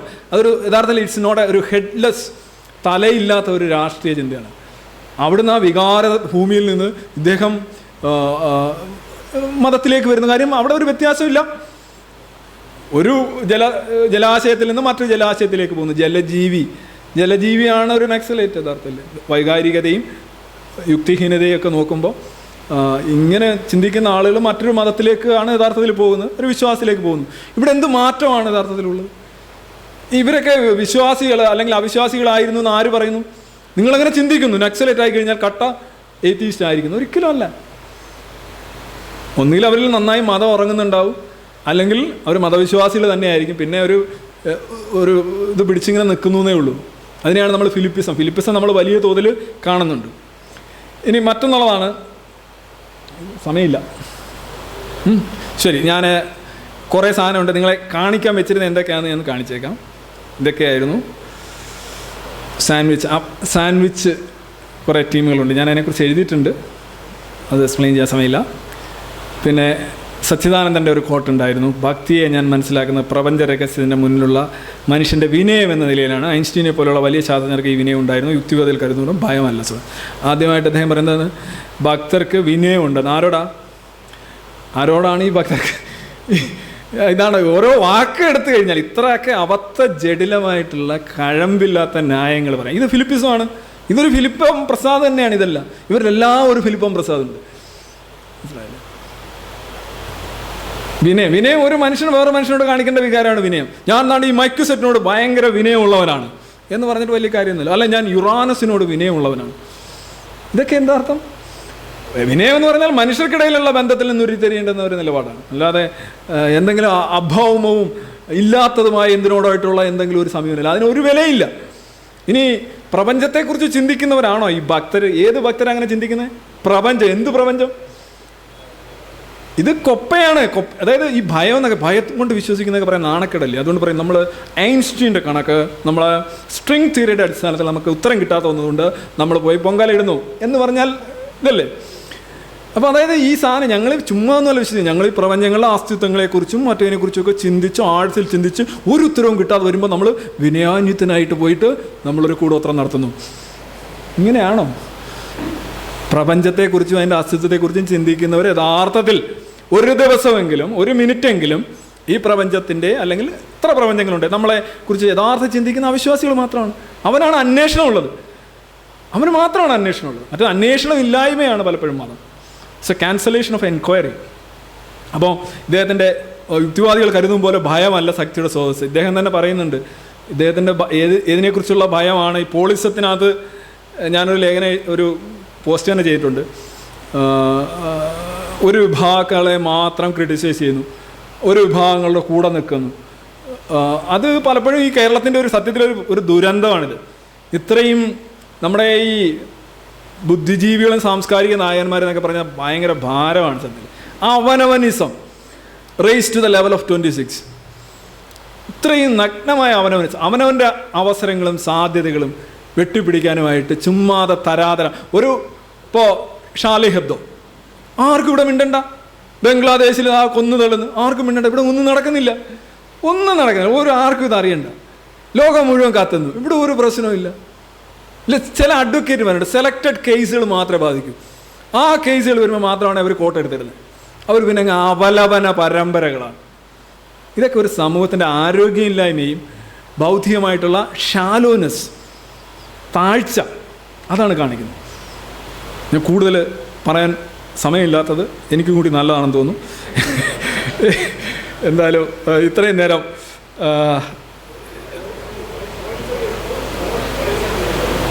പോളിസം ഓഡിയോ ഉണ്ടായിരുന്നു. ഇനി വേറൊരു കാര്യം കൂടെ പറഞ്ഞേക്കാം. എന്തൊക്കെ ചോദിക്കും, ഇതൊന്ന് വായിച്ചു നോക്ക്. ഈ അടുത്തിടെ എൻ്റെ ടൈം ലൈൻ വന്ന രവിചന്ദ്രൻ എന്ന വ്യക്തിയെക്കുറിച്ച് മനസ്സിലുണ്ടായിരുന്ന ബഹുമാനത്തിൻ്റെ 80% നഷ്ടപ്പെട്ടിരിക്കുന്നു. എങ്ങനെയാണ്? ഈ ഹോമിയോ വിരുദ്ധ കാഴ്ചപ്പാട്. ഞാൻ ഹോമിയോ വിരുദ്ധ കാഴ്ചപ്പാട് വെച്ചപ്പോഴത്തേക്ക് എൻ്റെ 80% പോയി. ഒരാൾ പറയാണ്, ബാക്കി ഇദ്ദേഹം എയ്റ്റിസ്റ്റാണ്, അതാണ് രസം. ഇദ്ദേഹം നമ്മളെ ഫോളോ ചെയ്യുന്ന ഒരാളാണ്. സുഹൃത്തെ, അനേകർക്ക് ആശ്വാസം നൽകുന്ന ഈ ചികിത്സാ പദ്ധതിക്കെതിരെ അറിവില്ലായ്മ കൊണ്ടും എല്ലാം വിലയിരുത്താൻ കഴിവുള്ളവനെന്ന അഹങ്കാരം കൊണ്ടും താങ്കൾ ചെയ്ത തെറ്റ് വളരെ വലുതാണ്. തെറ്റ് ആണ്, വളരെ വലിയ തെറ്റാണ് ചെയ്തത്. ഹരി നടരാജ് തമാശയായി പറഞ്ഞ ആ ചെറിയ പരീക്ഷണം എന്താ പറയുക, ഹോമിയോ കഴിച്ചിട്ട് എത്ര മിനിറ്റ് കഴിഞ്ഞാൽ വയറിളകിയാൽ ഹോമിയോ വിജയിച്ചു. ഇതാണ് അദ്ദേഹം പറയുന്നത്. ഹോമിയോ മരുന്ന് പറഞ്ഞ സാധനത്തിൽ ഞാൻ കഴിക്കണം, എന്നിട്ട് എൻ്റെ വയറിളകിയാൽ ഹോമിയോയ്ക്ക് പ്രഭാവമുണ്ട്. ഇതാണ് അദ്ദേഹത്തിൻ്റെ തെറ്റ്. ഏവരും അവനവൻ്റെ അടുത്തുള്ള ഹോമിയോ ഫാർമസിയിൽ പോയി ഒന്ന് പരീക്ഷിക്കുക, എന്നിട്ട് രവിചന്ദ്രൻ്റെ പോസ്റ്റിനെ വിലയിരുത്തുക. അന്ന് അതിന് മറുപടിയായിട്ട് വേറെ ഒരാൾ എഴുതിയിരുന്നു, ബാക്കി 20% എത്രയും വേഗം നഷ്ടപ്പെടുത്തണം സാർ. 80% അല്ല പോയുള്ളൂ. കാരണം നിങ്ങൾ ഉദ്ദേശിക്കുന്ന ആളല്ല അയാൾ. ലക്ഷക്കണക്കിന് ആൾക്കാർക്ക് ആശ്വാസം നൽകുന്ന വാസ്തു, ജ്യോതിഷം തുടങ്ങി കോടിക്കണക്കിന് ആൾക്കാർക്ക് ഓരോ നിമിഷവും ആശ്വാസം നൽകുന്ന ദൈവങ്ങൾ, ആൾ ദൈവങ്ങളും ആകാശ ദൈവങ്ങൾക്കും ഒക്കെ എതിരെ യുദ്ധം നടത്തുന്ന അഹങ്കാരിയാണ് ഇയാൾ. അതുകൊണ്ട് ബാക്കി 20%. സോണി ആൻ്റണി എന്ന് പറഞ്ഞു, പുള്ളി തിരുവനന്തപുരത്തുള്ള ഒരാളാണ്. റൈറ്റ്. അപ്പോൾ ഇവിടെ പറയുന്നൊരു കാര്യം എന്താ, നിങ്ങളെന്തിനാ എല്ലാത്തിനെയും എതിർക്കുന്നത്? എൻ്റെ ഒരു പെൺകുട്ടി പറഞ്ഞു, സാറേ അതൊക്കെ ശരിയാ, ജൈവ കൃഷിയെക്കുറിച്ച് ഇത് എല്ലാത്തിനെയും അങ്ങ് എതിർക്കാം. എല്ലാത്തിനെയും എതിർക്കാൻ കാര്യം എന്താ? നമ്മൾ എതിർക്കുന്ന എല്ലാം ഒരു സാധനമാണ് എതിർക്കുന്നത്. അതായത് അശാസ്ത്രീയത, യുക്തിവിരുദ്ധത, തെളിവില്ലാത്ത വിശ്വാസങ്ങൾ, അനാചാരങ്ങൾ, മാനവീയ വിരുദ്ധമായിട്ടുള്ള കാര്യങ്ങൾ, ഇതെല്ലാം ഒരു പാക്കേജാണ്. ഇതിനകത്ത് ഒരുപാട് സാധനമുണ്ട്. ഉണ്ടെങ്കിൽ ഓരോന്ന് ഇൻഡിവിജ്വലായിട്ട് വരുമ്പോൾ എല്ലാവരും എതിർക്കേണ്ടി വരും. അപ്പോൾ പൊതുവെ പറഞ്ഞത് നിങ്ങൾ എല്ലാത്തിനെയും അങ്ങ് എതിർക്കുകയാണോ? അതൊരുമാതിരി നെഗറ്റീവായിട്ടുള്ളല്ലേ. ഒരു നന്മയും ഒന്നിലുമില്ലേ? നമ്മൾ യഥാർത്ഥത്തിൽ എതിർക്കുന്ന ഒരേ സൈസ് സാധനങ്ങളാണ്. വാസ്തുവും ജ്യോതിഷവും കൂടോത്രവും ഗീതയും ഹോമിയവും ഇത് തമ്മിലൊന്നും ഒരു വ്യത്യാസമില്ല. ഇതിൻ്റെ എല്ലാം പ്രിമിസസും അതിൻ്റെ ഫൗണ്ടേഷൻസും അതിൻ്റെ സമവാക്യങ്ങളും എല്ലാം ഒന്നാണ്. ആൻഡ് ആസ് എ ഹോൾ ഒരു സാധനത്തെ എതിർക്കുകയാണ്, ഒരു നിലപാടിനെ എതിർക്കുകയാണ്. അതിനകത്ത് ഒരുപാട് കാര്യങ്ങൾ വരുന്നു. അപ്പോൾ എല്ലാത്തിനെയും എതിർക്കേണ്ടി വരുന്നു, എതിർക്കുന്നു, ഇത്രേ ഉള്ളൂ. ഇത്രയും വെച്ചുകൊണ്ട് ഞാൻ അവസാനിക്കുകയാണ്. ഇത് സജീവൻ ഇഷ്ടപ്പെടാത്ത ഒരു സ്ലൈഡിനോടുകൂടി ഞാനിത് അവസാനിപ്പിക്കുകയാണ്. Okay, thanks for listening. പിന്നെ ഇന്നത്തെ എൻ്റെ പുസ്തകം ഇവിടെ വെച്ച് പ്രകാശനം ചെയ്തു MLAക്ക്, അതുപോലെ തന്നെ എന്നെ ഇവിടെ സംസാരിക്കാനായിട്ട് വിളിച്ച അതിൻ്റെ സംഘാടക സമിതിക്കും എന്നെ ഇത്രയും നേരം ശ്രമിച്ചുകൊണ്ടിരുന്ന എല്ലാവർക്കും എൻ്റെ നന്ദി രേഖപ്പെടുത്തുന്നു. നമസ്കാരം.